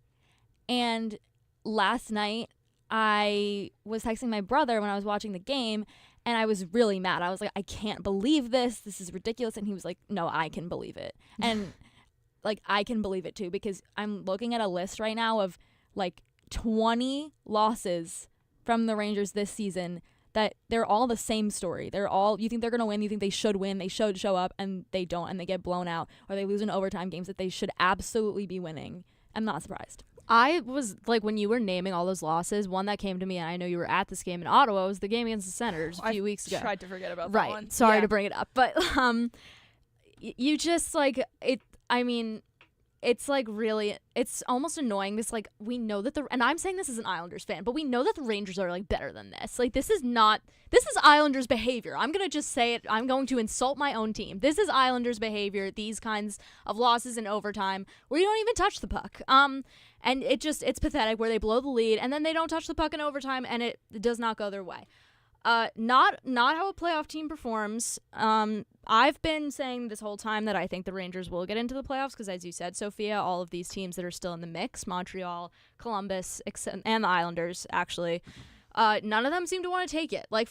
Not to make it about the Islanders, but the Islanders are getting gifted some of these losses from Columbus and Montreal. Columbus is in that spot now, but there's gifts here from some of the other teams, and neither New York team is taking these gifts and running with them. At some point you need to win a good 4 games in a row and actually cement yourself right there instead of just hovering around the playoff picture. It's ridiculous. The Rangers haven't won more than 2 games in a row since back in November. To me, it can't happen. Exactly. It's a team if you watch it, it is effort, and you see the way these players are answering in their post game and their head coach is answering. Does there need to be a message sent to the locker room? And you have Peter Laviolette being no, the guy should know.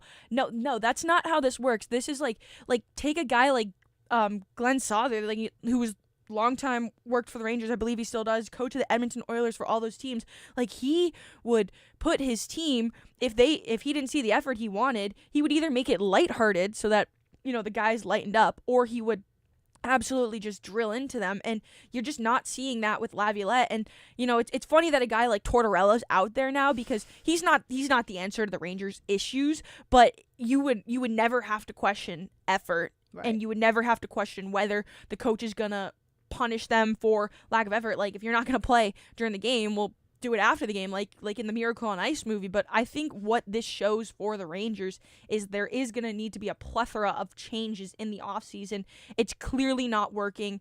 Something's got to give, and it's probably going to be Peter Laviolette. And I know this is crazy to say because it's only his second season and it is the personnel, but you have to move on from him after this season, in my opinion. He was never the right guy for the job. He did great work last year for the Rangers. I will never not agree with that and stand by that statement, but he is just not the coach for this team. It should have been a Spencer Carberry situation where you promote Chris Novak. It never made sense to me that they went out and just hired him because it's New York and he had a flashier title. Also, Keandre Miller's due for a contract extension. He's a restricted free agent. He has not played himself into a pay raise. In fact, I think he's showing his true colors with the fact that he wasn't off. He played forward for his whole life and then switched to defense. He's not mentally in it on defense, and he's not made for the New York market. I don't want to see him signed long-term, and I don't want to see him given that money that should go to Will Cooley and locking Cooley up for a long-term contract, because he's also a restricted free agent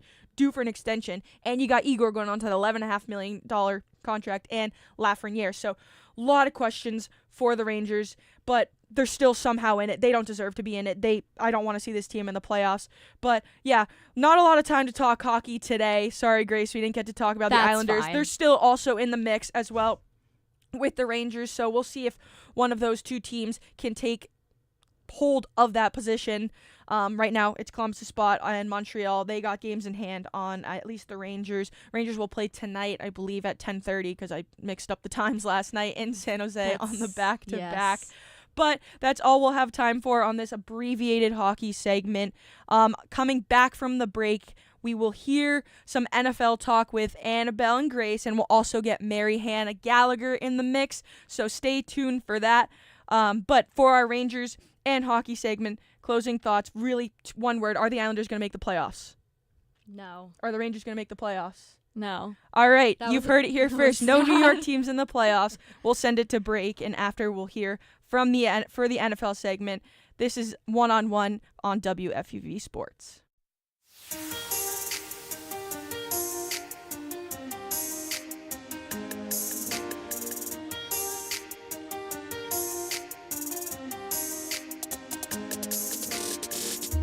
Hi, my name is Ryan Rucco, WFUV class of 2008. WFUV is your home for all things Fordham athletics, with live coverage of Fordham football, Fordham men's and women's basketball, in addition to our Saturday show, One-on-One. Stay right here on 90.7 FM for all things WFUV sports.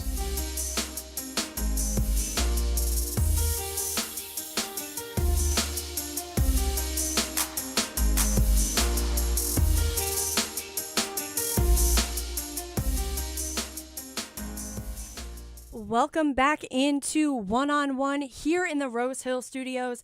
I'm Annabelle Watson, joined with Grace McCarron and Mary Hannah Gallagher, our birthday girl. It Happy is birthday. Mary Hannah's birthday today. Before we get into our NFL segment, we have another ticket giveaway. We have a pair of Brooklyn Nets tickets for the upcoming game on April 6th against Toronto.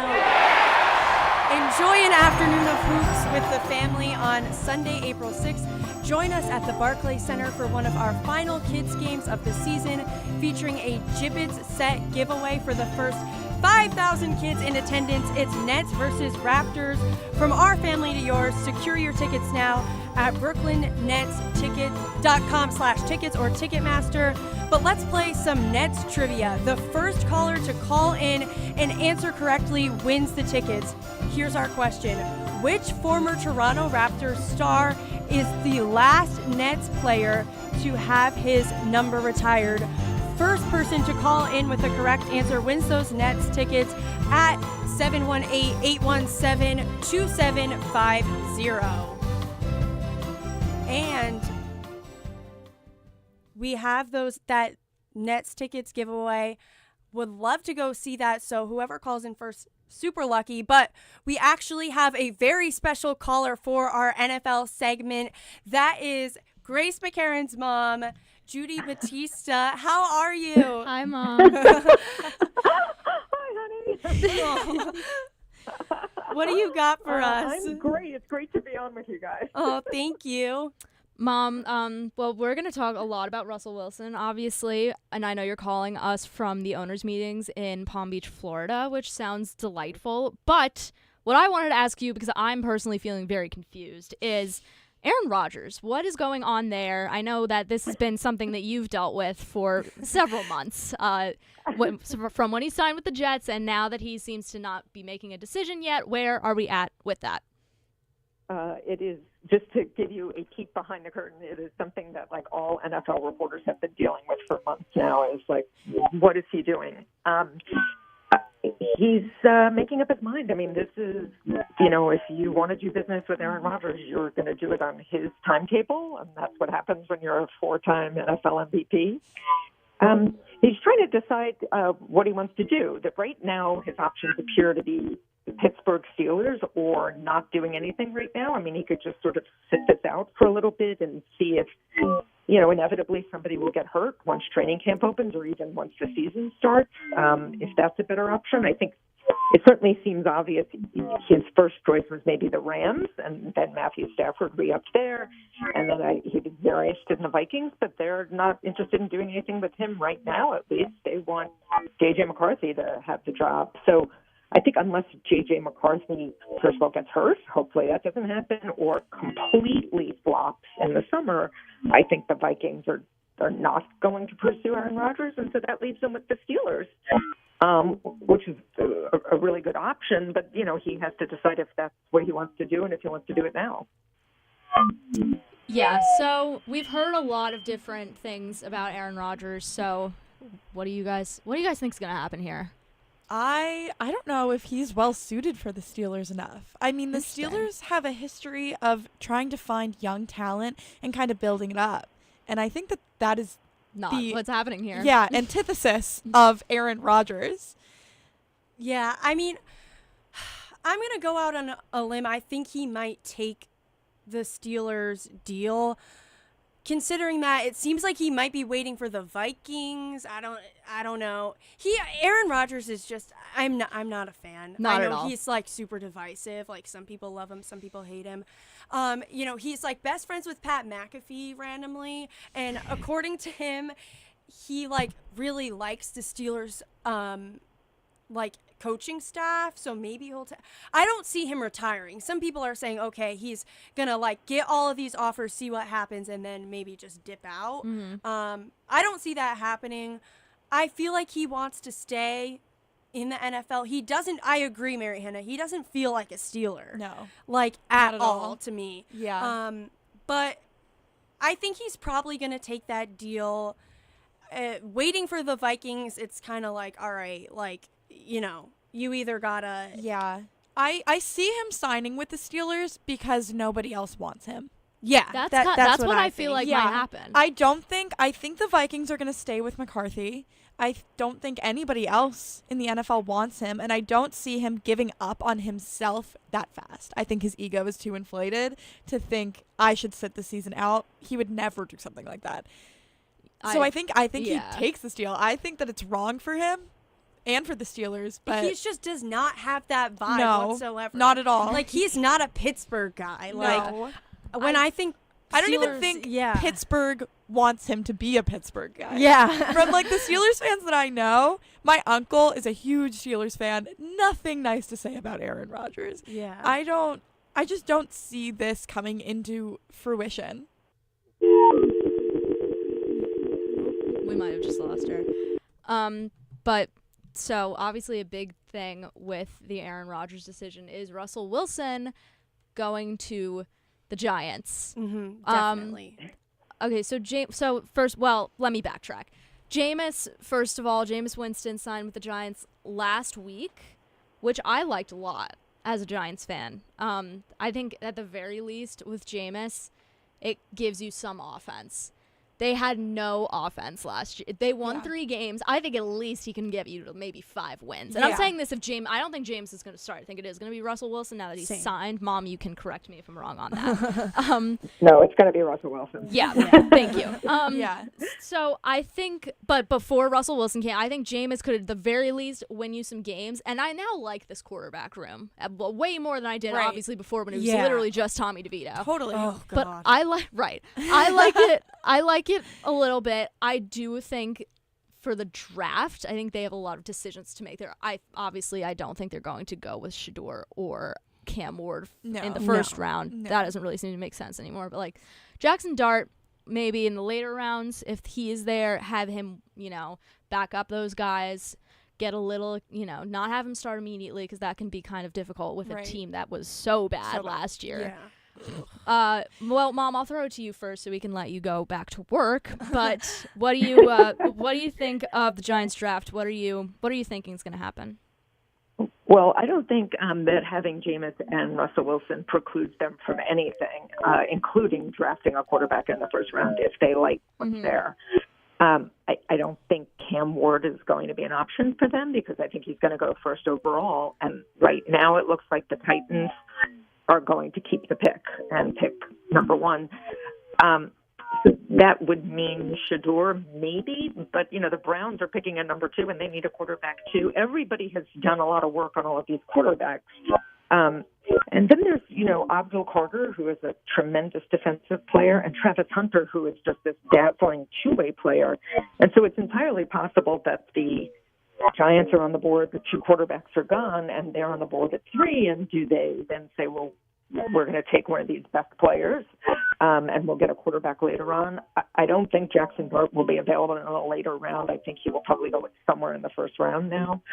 But who knows? I mean, we still have, whatever it is, 3 weeks to go until the draft, 4 weeks to go. So a lot can happen. I would say the one thing I would be stunned by is if Cam Ward does not go number one. Cam Ward is going number one. It's just really a question of who's going to do it. All right. Well, thank you for joining us, Mom. Thank you. Love you. Have a great time at the owners' meetings in Florida, and I'll see you soon. Go ahead. That was so sweet. Thank you so much, Judy Batista, and the mom of the lovely Grace McCarron. Thank you so much for that call in. So, as we mentioned, we have Russell Wilson to the Giants. This kind of leaves some questions for the Giants draft, because before this, it was, all right, they're going to go try to get a quarterback with that third pick. We don't have much time left in this segment, but I just want to quickly hear who you guys think the Giants will draft with that third pick.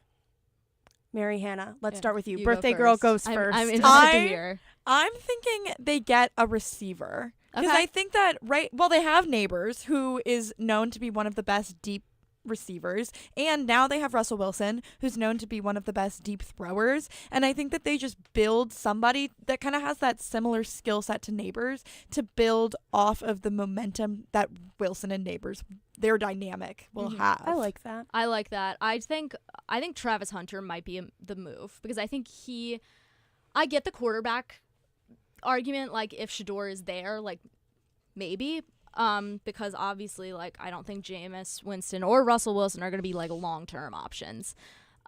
This is kind of a transitional year for them. Yeah. Maybe the one thing that I did not mention earlier is if they decide not to go the quarterback route in the draft this year, I don't know if this is what they're thinking at all, but I mean, Arch Manning maybe comes out next year, and they that's could a be good point. maybe if they like Arch more than Cam Ward, who's they're probably not going to be able to get, or Shador, that could be a move, and I wouldn't be mad about that, because I'm already accepted the Giants are not going to be very good this year. This is a transitional year. Neither Russell Wilson or Jameis Winston are going to lead them to the NFC Championship game or anything. I've accepted it. I'm at peace. So I would say if they got Travis Hunter, he can make those plays, and I like that, and I like him and Neighbors together. And obviously he's very versatile. We have to see what position he plays, but I'm not mad about it. Kind of building off that Arch Manning thing. I mean, keep it in the family. I would love that. That would be really awesome. love it. That would be awesome. Yeah. To kind of go off your point, Grace, and this may be a la Russell Wilson, a corny little catchphrase. We got to trust the process this year with the Giants. Absolutely. It's totally a rebuilding year for them. I'm thinking they might go with the Penn State edge, Abdul Carter. 2 seasons at Penn State, 66 total pressures, 43 hurries. I do think Cam Ward and Shador are going to go 1 and 2. So he kind of seems like the most likely to me. They kind of need enhancements with that pass rushing opposition with Brian Burns. So that would be a very good compliment for them. I think they're going to go defense. I like the idea of them going and getting a receiver to complement Malik. But we'll see. A lot of question marks with the New York Giants. We're going to take a quick break. On the other side of this break, we have an interview with WFUV alumna and current Bridgeport Islanders in-arena host Sam Bohr.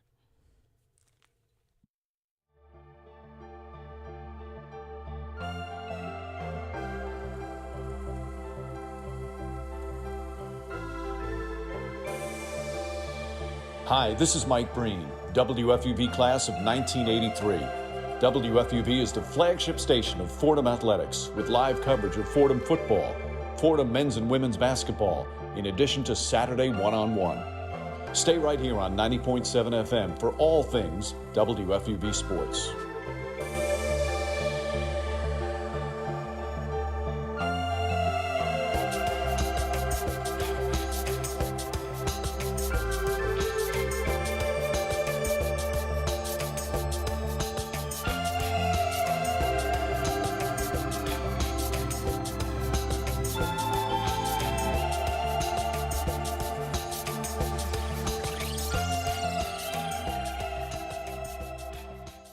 Welcome back to One on One, and we have a very special interview for you all today. Of the Minds moment. I'm Lydia Pirner and Grace McCarron here with WFUV Sports alum Sam Bohr. Did I say your last name correctly? You Okay. did. Excellent job. Sam is not just any alum. She's a fellow Women in Sports member and a hockey mind, just like Grace and I. She's been able to pass her legacy as a member here to us, as she was an NHL beat reporter back when beat reporters were cool, along with assisting in many other productions within the studio.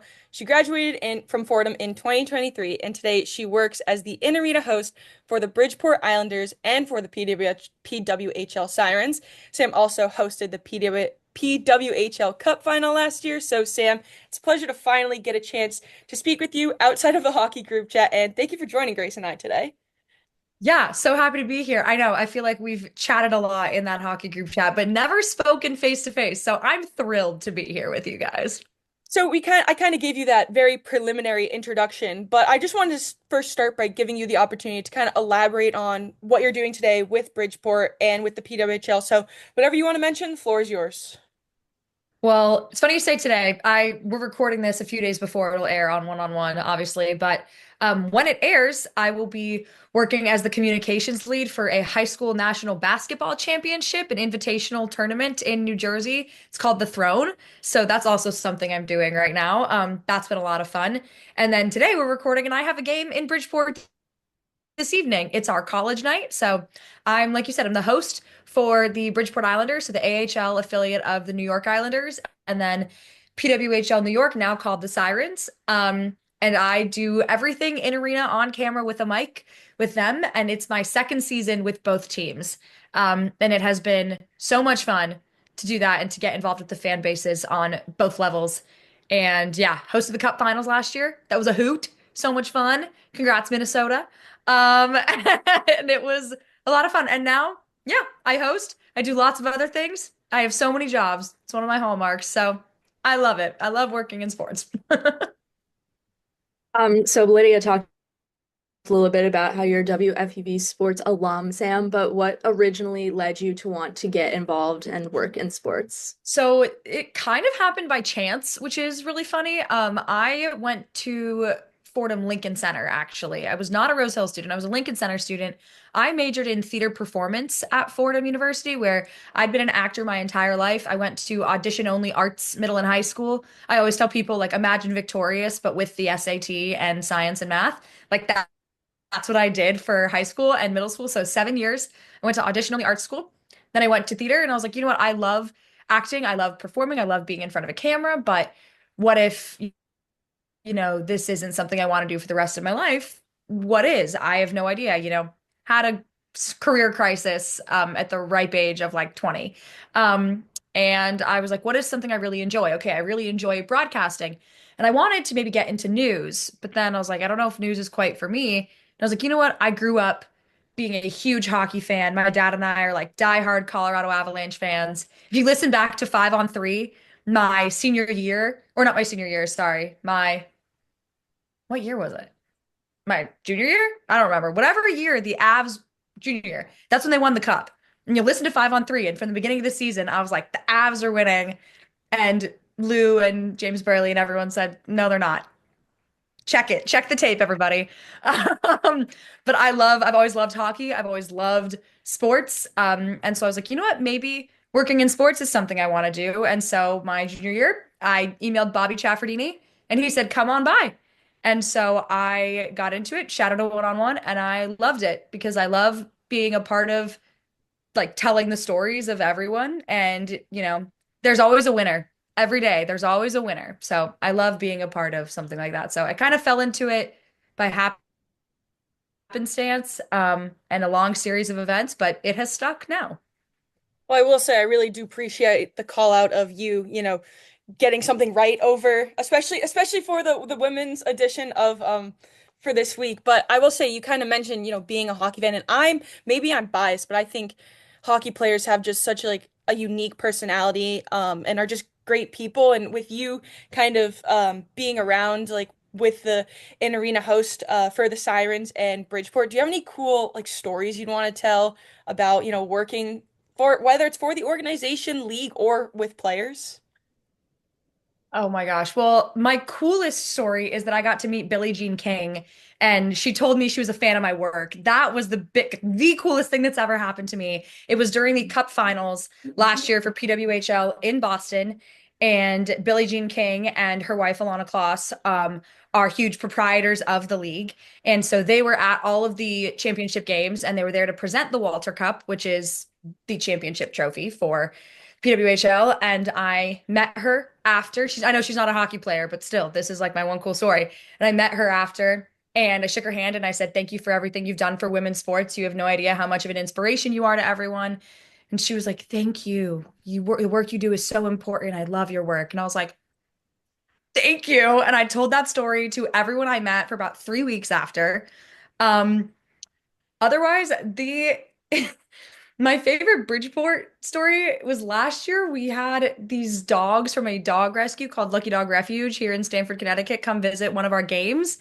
And one of our players, Matt Maggio, loved the puppies so much that during the warm-up where the players were all like playing soccer, in the hallway as they do, he left warm-ups and was, I kid you not, on the ground on his back petting a puppy, going, "Who's so cute? Who's so cute?" This is like a pro hockey player, mind you. Just like fawning over a puppy dog. And then the captain at the time, Seth Helgeson, literally had to be like, "Matt, get back here." And he was like, "I'll be there in a second." And he was like, "Matt, we have a game. Like, what are you doing?" And he was like, "Oh, go, okay, I gotta go, guys, I gotta go." And like gave the puppy a kiss on the snout and like ran back and like had to do laps because he was scolded for playing with the puppies instead of warming up for the hockey game. Can I just add on quickly? Not a question, but I actually literally had that moment written down. I was like, I should ask about the Matt Maggio puppy photos because I mentioned them in the group chat because Matt Maggio, anytime I can mention Will Cooley, he obviously comes up. Matt Maggio and Cooley played together. So I remember sending that very niche, like, "Hey, anything about Matt Maggio?" And we got the photos of him with the puppies. So that's so funny you mentioned that story. I literally had that in mind. Yes, that is so funny. Yeah, that photo like lives on in Bridgeport Islanders infamy, especially because we just had our Pucks and Paws event, which was the best day ever, where you could bring your dog to the game. And man, everyone was thrilled. So I assume that was Matt Maggio's favorite day. I don't know, but I would assume. All right. So, what has been the most rewarding part of working in sports for you, and what has been the most challenging part? It's a great question. I think honestly, one of the most rewarding parts has been seeing the league, the women's hockey league, the professional women's hockey league, grow so much in its second season and getting to be a part of that growth. Because when it started last year, the PWHL kind of took the hockey world by storm. And I think there were a lot of questions of, is this momentum going to continue? Is it not? Because the PHF and other leagues in the past hadn't had the same momentum. And then the PWHL has only grown this year. And I think it has been so rewarding to be a part of something that is literally creating history. And, they've broken the attendance record time and time again this season for US attendees of a women's professional hockey game. They just surpassed 1 million fans total attending PWHL games. So I think the most rewarding part of working in sports has been seeing women's sports get the recognition they deserve and be on the rise and it not be a niche thing anymore to be interested in women's sports and be watching it and to kind of be, albeit a small part, but be a part of that movement and of this experience. And yeah, and also seeing my friends thrive. I love seeing my friends thrive. It's so rewarding to see my fellow FUV alums and see people thrive. Nothing fills me with more joy than that. Taylor Macetta, shout out you, girl. She's been killing it. And everyone else, but I love seeing my fellow women in sports thrive. It truly brings my heart so much joy, and it's been so rewarding to see them flourish.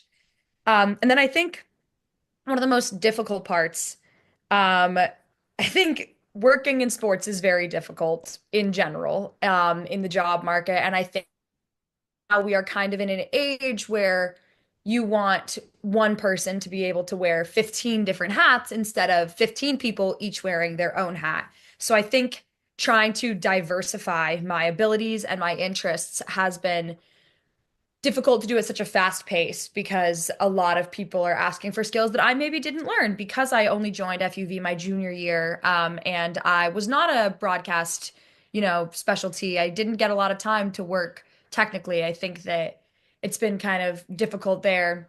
And also, as much like women's sports are progressing and it's amazing, there are still, the people who talk down about it and talk down about you. And I see the comments online ragging on female broadcasters, and it's difficult to push through that, I think, sometimes and be like, are people going to take me seriously? But the answer is yes. The right people will, and the people who care about you will. So I think it's just a mental block of being like, this rough time right now of post grad life and beginning to work into the sports world won't last forever. And also, people online who are hiding behind a screen don't matter. So, Well, you kind of mentioned like the difficulties just in general of obviously working in sports. Being a female in sports is also another layer of that. But I kind of wanted to ask you about for you, being at FUV, getting the chance to see like beat report at an NHL level, like the professional level, now working at for the AHL, which is still a professional level. I don't think a lot of people realize that. And the PWHL as well. Do you think there's like a value that working maybe for like a league like the AHL or the PWHL where it's a lot more tight knit and in a way smaller? Like, what value have you gotten from that? And can you like speak on that at all? Just kind of seeing like you don't have to go for that home run NHL job first thing out of college. yeah, I think I think you nailed it. Like, a lot of people don't consider AHL professional still. They think the only thing that's professional is the NHL, the NFL, NBA, and MLB. And it's like there's so much else to the world of professional sports. There's like even college, working in college is still working professionally, working for the CFL, Canadian Football League, working for the XFL, working for the NWSL. Like there's so many other things that are not the big four.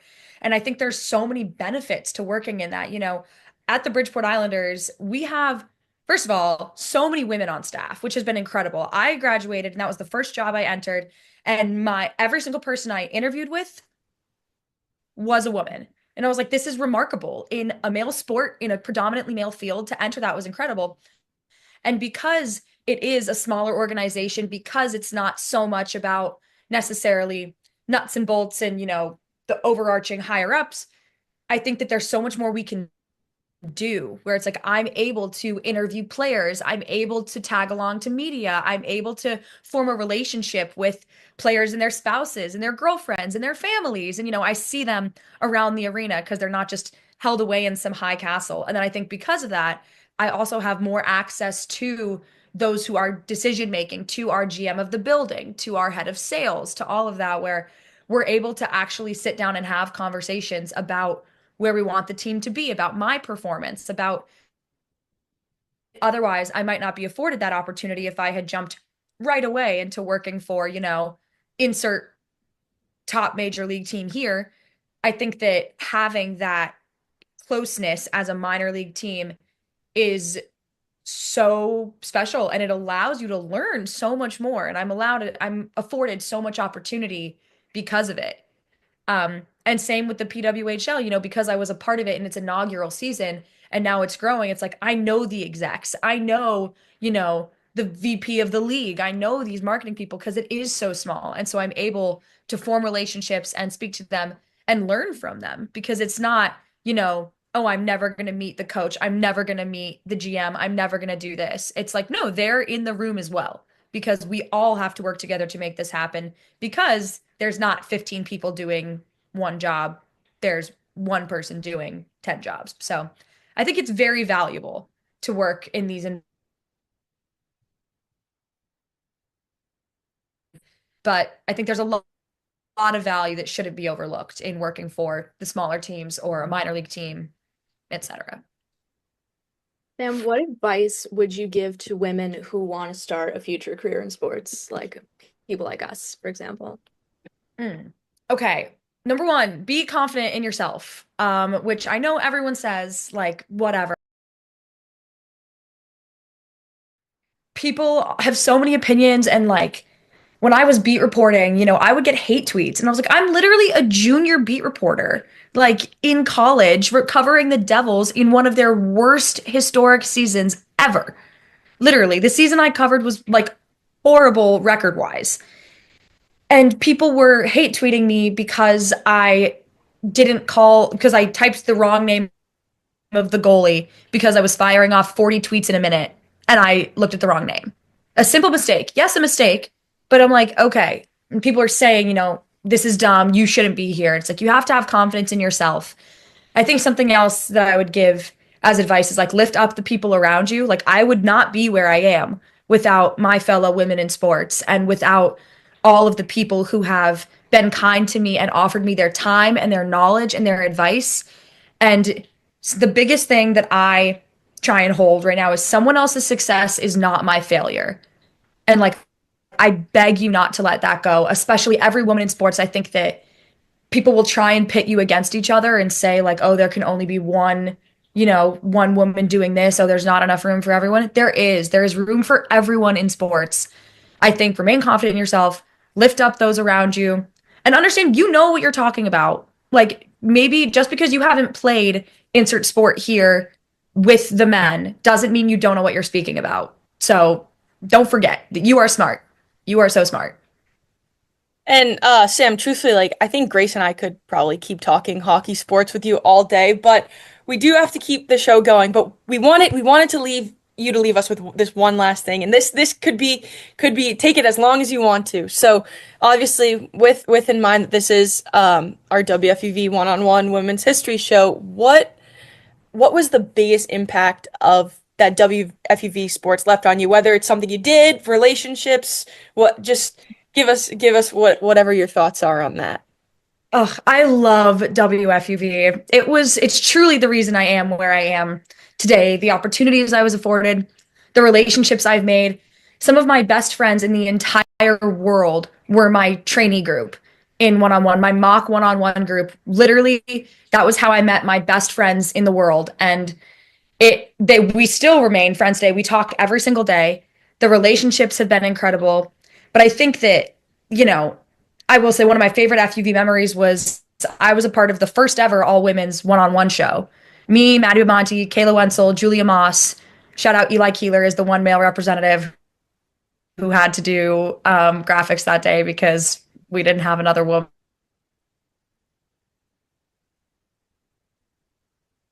who could do graphics that day. Of WFUV was the memories, the opportunities, the friendships, and I think just the environment to be able to grow and learn and do it with everyone else. So I love WFUV. I think it's phenomenal and incredible. And I talk about it all the time and I miss it every day. So I'm so honored to be here. And I'm so happy to see two women in sports and two women in hockey, especially upholding the legacy. So I'm so proud of both of you and so honored to be here. I will say before I wrap this up, Mike Ashmore has been continuously mentioning you and being like, I need you to talk to Sam. Like Sam's the best. So I figured that's it. That I gotta throw that on here and just tell you that he's been thinking of you, and I'm sure he says hello as well. But Sam, first off, thank you so much for your time today and joining us on this week's all women edition of One-on-One. Grace and I are doing our best to try and keep up that spirit of women in sports alive. And we truly couldn't do it without alumni like you. I know, like we said, this is our first time meeting, but just kind of the legacy you've left for all of us, and mentioning that you were on that first ever all women's crew plus Eli. Shout out Eli. We'll probably have our own Eli this year and Joe Henry. So it's one male always gets roped in, right? But unfortunately, we have to let Sam go, and you're going to have to stick with Grace and I for the rest of the show. But Lydia Pirner alongside Grace McCarron here with WFV alum Sam Bars. Stay tuned with us here on One-on-One. We'll be right back after this break.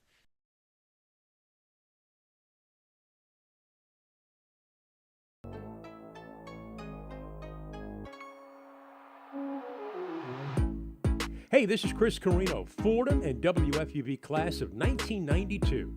WFUV is your home for all things Fordham athletics, with live coverage of Fordham football, Fordham men's and women's basketball, in addition to our Saturday show, One-on-One. Stay right here on 90.7 FM for all things WFUV sports.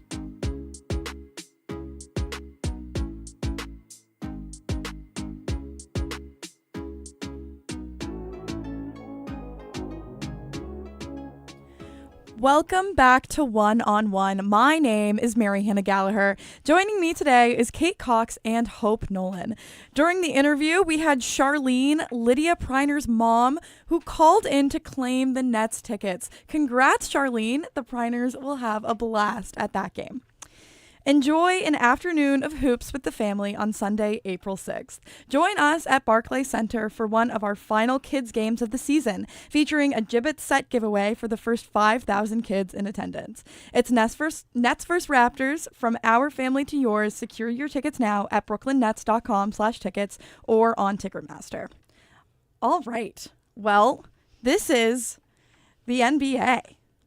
Let's talk about the Knicks. I mean, I know we kind of have a stacked cast here today. This is very exciting. We've Yeah. got all Boston fans Yeah. here. I've never been in a room with all Boston fans. I've never felt more supported in my life. I feel great. I'm very happy. It's all women, all Yes. Boston fans. Yes. We're here to talk about the This Knicks. this is what I live for. This is what I Seriously, joined for. genuinely. Yes.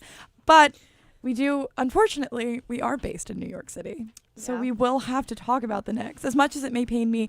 But Jalen Brunson has been out for the past couple of games. What are you guys' thoughts on his recovery, how the Knicks are looking without him, their depth? They've been doing okay without him. But to me, the injury issue isn't as big of an issue for the Knicks as their depth issue is. The injuries have kind of been in and out. You've got Jalen Brunson, Miles McBride, Cameron Payne, a few others, and they've somehow been able to kind of sweep by that without Jalen Brunson. He's a great player, definitely. It's going to be great to have him back, but he's likely not going to be back until the last few games of the regular season. Right. But they're going to need him for the playoffs. They just secured their ticket to the playoffs. Yeah. They're definitely going to need him. He's one of their highest scorers. But they've been making waves without him. They've been staying afloat. So Right. honestly, they're not doing too bad without him. They're going to need him back when it comes to Yes. seeding. Yeah. And seeing who they will play in the finals. What do you think, Hope? Yeah, I think it's definitely more like worrisome them going into playoffs with him not having been playing that much. But I think they'll ultimately be fine, but I think it's just like not kind of getting those practices in with him is not the best place to be in. Right. And ankle sprains can be really tricky.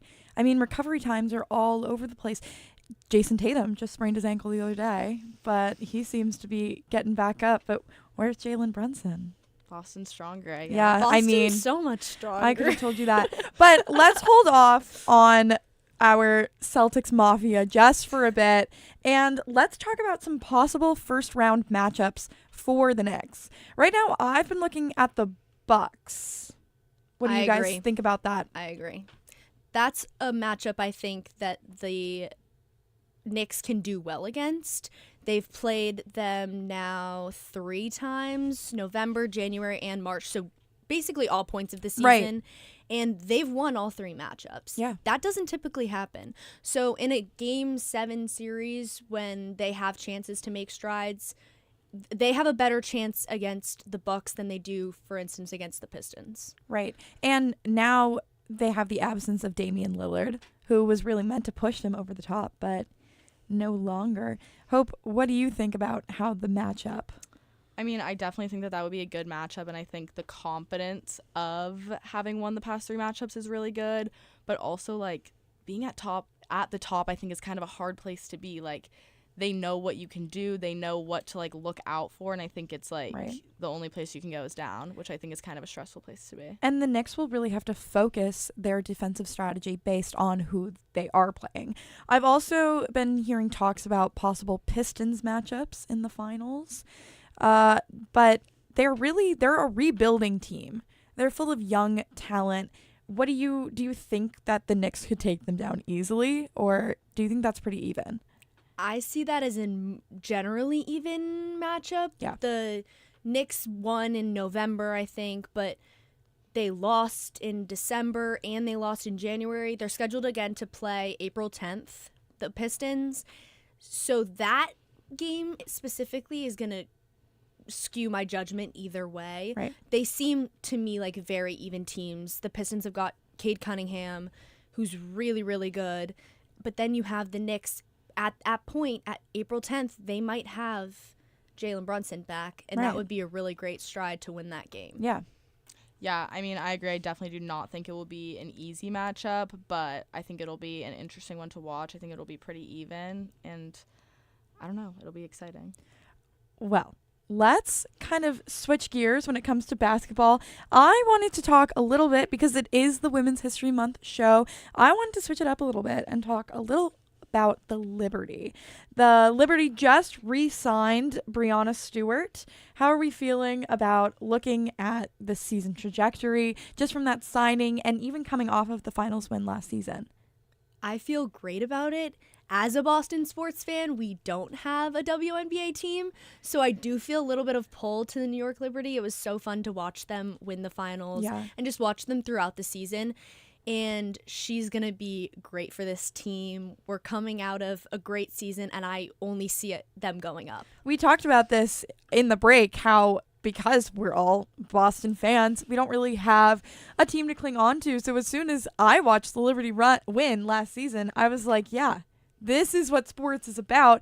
And I don't want to say that I bandwagoned, but I mean, if it was right there. Hope, what do you think about how the WNBA is kind of coming together? Yeah, I mean, I definitely don't support just like bandwagoning New York sports teams, but No. I think Never. But only women's sports. Only women's sports, obviously, for the women's episode. But I don't know. I think that this is obviously a great addition to their team. I think it's just going to be really good for them. Just that WNBA in general has like taken off in the past like year, 2 years, and especially with their win last year, it's just like so exciting to watch. And like being in New York, even though obviously I am a Boston fan, I think it's just like fun to watch like a young team with so much talent in New York. Yeah. Yeah, and with this new practice facility just being announced, which looks sick. Insane. I mean, there are like cubbies. There is an outdoor court. There are 2 indoor courts.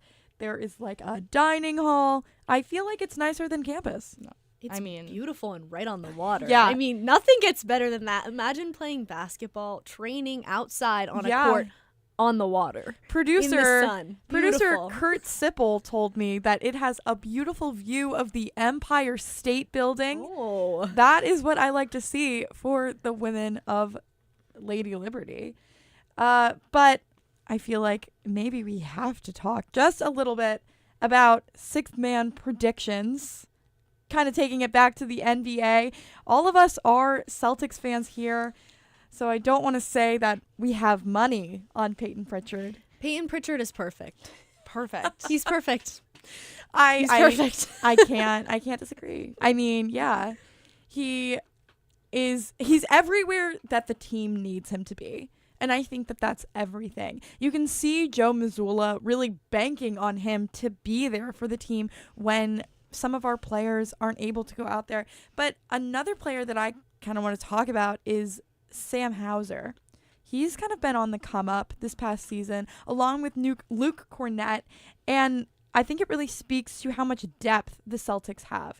Do you guys have anything to say about depth when it comes to the Celtics, but even lack of depth when it comes to the Knicks? Yeah, I mean, the depth is so important, especially like they're world champs for a reason. Yeah. Like, can't forget that. And I just think that depth that they have on the bench really is why they did so well last year, but we'll see how it kind of plays out for this year. Right. And they've kind of been struggling a bit this year, which has kind of been a little concerning when there weren't really a lot of switch-ups from the last season. Do you have any opinions about that? I mean, I think this team is so strong. The Celtics are so strong, and the Knicks' depth is what's really worrying for everybody, I think, is that I just look at playing times. That's the thing that really speaks to me when it comes to depth, is the Celtics, the Cavs, and the Thunder all have multiple players with decent amount of playing times. And then you've got the Knicks, who have got probably 7 guys playing more than 20 minutes, which is concerning because these guys are getting tired by the time you get to 35, 40 minutes. So I think that's where they struggle mostly.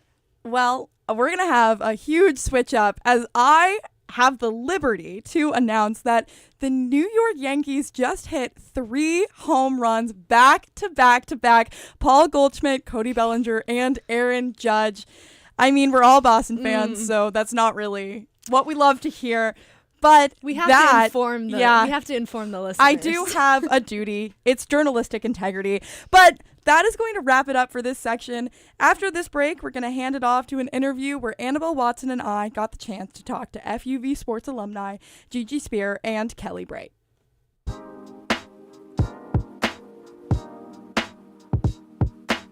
Hey sports fans, it's Bobby C. I'm the sports director here at WFUV. From live broadcasts of Fordham athletics to coverage of all the professional sports teams in the NYC, we've got everything a sports fan could ask for. Like talking sports? Check out One on One, New York's longest running sports call-in show, as well as our diverse collection of podcasts. If you're a Fordham student interested in joining our program, feel free to shoot me an email, bobbyc@wfuv.org. And as always, thank you to all of our listeners who support us every week. 90.7 FM is the home of WFUV Sports.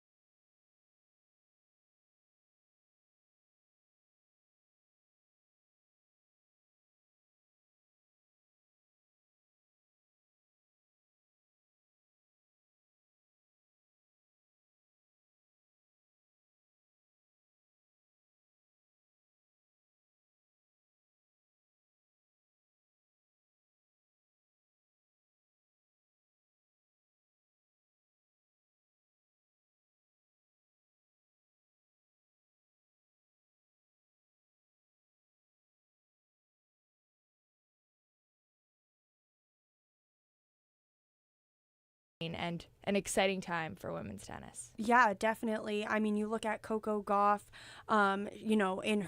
with her win of the U.S. Open. For me, being a tennis fan, I love Irina Sabalenka. I know she's not an American, but she's great and she's awesome. A role model for people. She's a great role model. I think in tennis, obviously, starting with Serena Williams, tennis is such a hard game. It's seen as like, a country club sport, but it really is hard. You have to be so strong to play tennis, have so much endurance, and a lot of these American women are really great role models for the future of tennis. And just overall, I think Serena Williams has been a role model for me, just like in life, with how strong she is and how awesome she is. And she's a complete legend. But tennis is in a great spot. Also, the PWHL. Lydia, I know you are a PWHL fan, so there's been a lot of expansion, a lot of fan engagement in the past year, a lot of TV deals as well for the PWHL, which is great. I think half of the battle with getting more eyes on women's sports is, getting those TV contracts so that eyes are on the league. So really great things from the PWHL. I think it's really cool to see. I think the biggest thing about the PWHL success is the last women's hockey league that folded. When I was growing up, I know, being from Massachusetts, I believe we had the Boston, I want to say it was the Boston Pride, and they played right where the Bruins practice. And I think it just gives, for young girls playing hockey, it just gives them a sense of like there's something to earn. I feel like when people our age were growing up, if hockey was your main sport, you just felt like there wasn't necessarily an end result with it. You were just kind of playing it to play it. And so a lot of young athletes and girls choose a different sport that maybe had more of a future.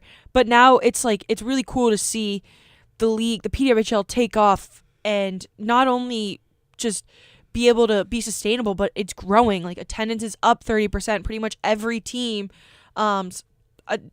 average attendance is up. And then you look at something like a TV deal, to do that in just your second year, just how difficult TV deals are, and just like the legal process too. It's really cool to see that these games will be able to pick up, because before then it was really just international and it was just a select group of women that could compete, the best of the best. And I'm not saying that's a bad thing. I'm just saying it gives a lot more options for other women to get involved in the sport. And obviously hockey is such a great sport, but one of the biggest question marks with women's hockey was, can they not match the intensity? Because obviously just with anatomy, like it's different, but just can they hit? Can they push the pace? Can they play chippy? And the league has not, like, they've allowed them to do that and allowed these women to showcase their talent, but also play feisty, play gritty. And these were scrutinized in the last league, but it's not in this league. So it's really, it's cool to see the opportunity that hockey has gotten on the women's side, and just the growth they exhibited. Just hear the sirens, watching the first ever Michigan goal, which if you don't know what a Michigan goal is, it's basically getting the puck on your stick on the ice and then like wrapping it around the net. Wait, it's almost like a lacrosse style goal. Oh That's another word for it. It's really hard to do, and it takes a lot of really skilled players in the NHL to do it, and they were the PWHL. That's someone on the Sirens was able to do it. So just really cool stuff for the U.S., the Canadian market, and I would love to see expansion. And they're hoping to add 2 teams by 2025-2026 season. So we'll see how that works. But it's really cool stuff for women's hockey. Yeah, I mean, I'm not the biggest hockey person, but I remember we did cover the PWHL on All In, and I also talked to Sam about the PWHL for a one-on-one interview. And I remember seeing that, like, there was a lot of questions about their intensity, about the fighting and stuff, and it was like they totally were fighting, like totally getting rid of those misconceptions, which I love, because honestly, like, as a girl myself, I'd rather watch 2 girls get into it on the ice. Like, that's because girls are feisty, and obviously hockey, they just let them fight, which is I know there's debate about that, Yeah. but it's great to see them kind of defying those expectations of, oh, are they going to be able to do this and that?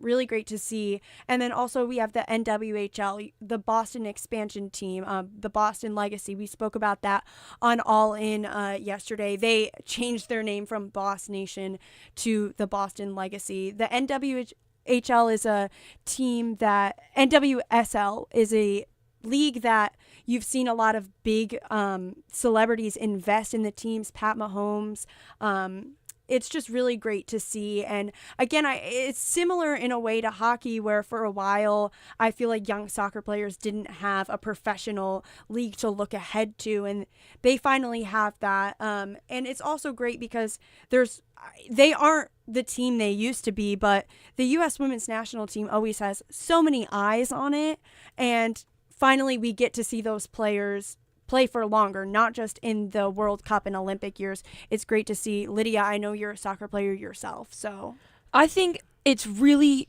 thinking back to, so the Boston Breakers were our local team. They played at the Harvard practice facility, and I remember I knew a bunch of the players because a lot of the players lived with people, like families from my town, and there was one player in particular that she was one of the Breakers' best players, had to stop playing professional soccer so she could go back to medical school because she just wasn't able to sustain a living playing soccer.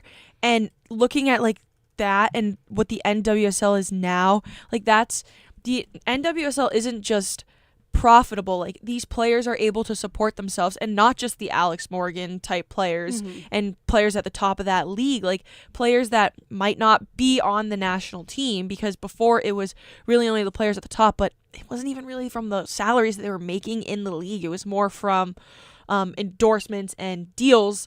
But it's really cool because soccer is such a competitive sport. And it's that's, I feel like in the US, that's being a young girl, that's the most popular sport. So seeing that it can only grow the game more and add competition, and just seeing how the league, it's not a fresh and new idea. It's been around and it's still growing. It's really cool. Yeah. And before we get back to our women's league talk, another Yankees update for everyone. After those 3 back-to-back-to-back home runs, Anthony Volpe just hit a 3-run home run. So really great. Girl. Yes.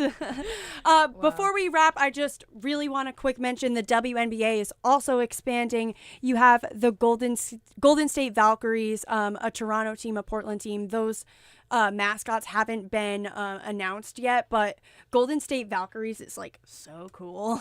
And I'm really excited to see the expansion draft happen pretty soon.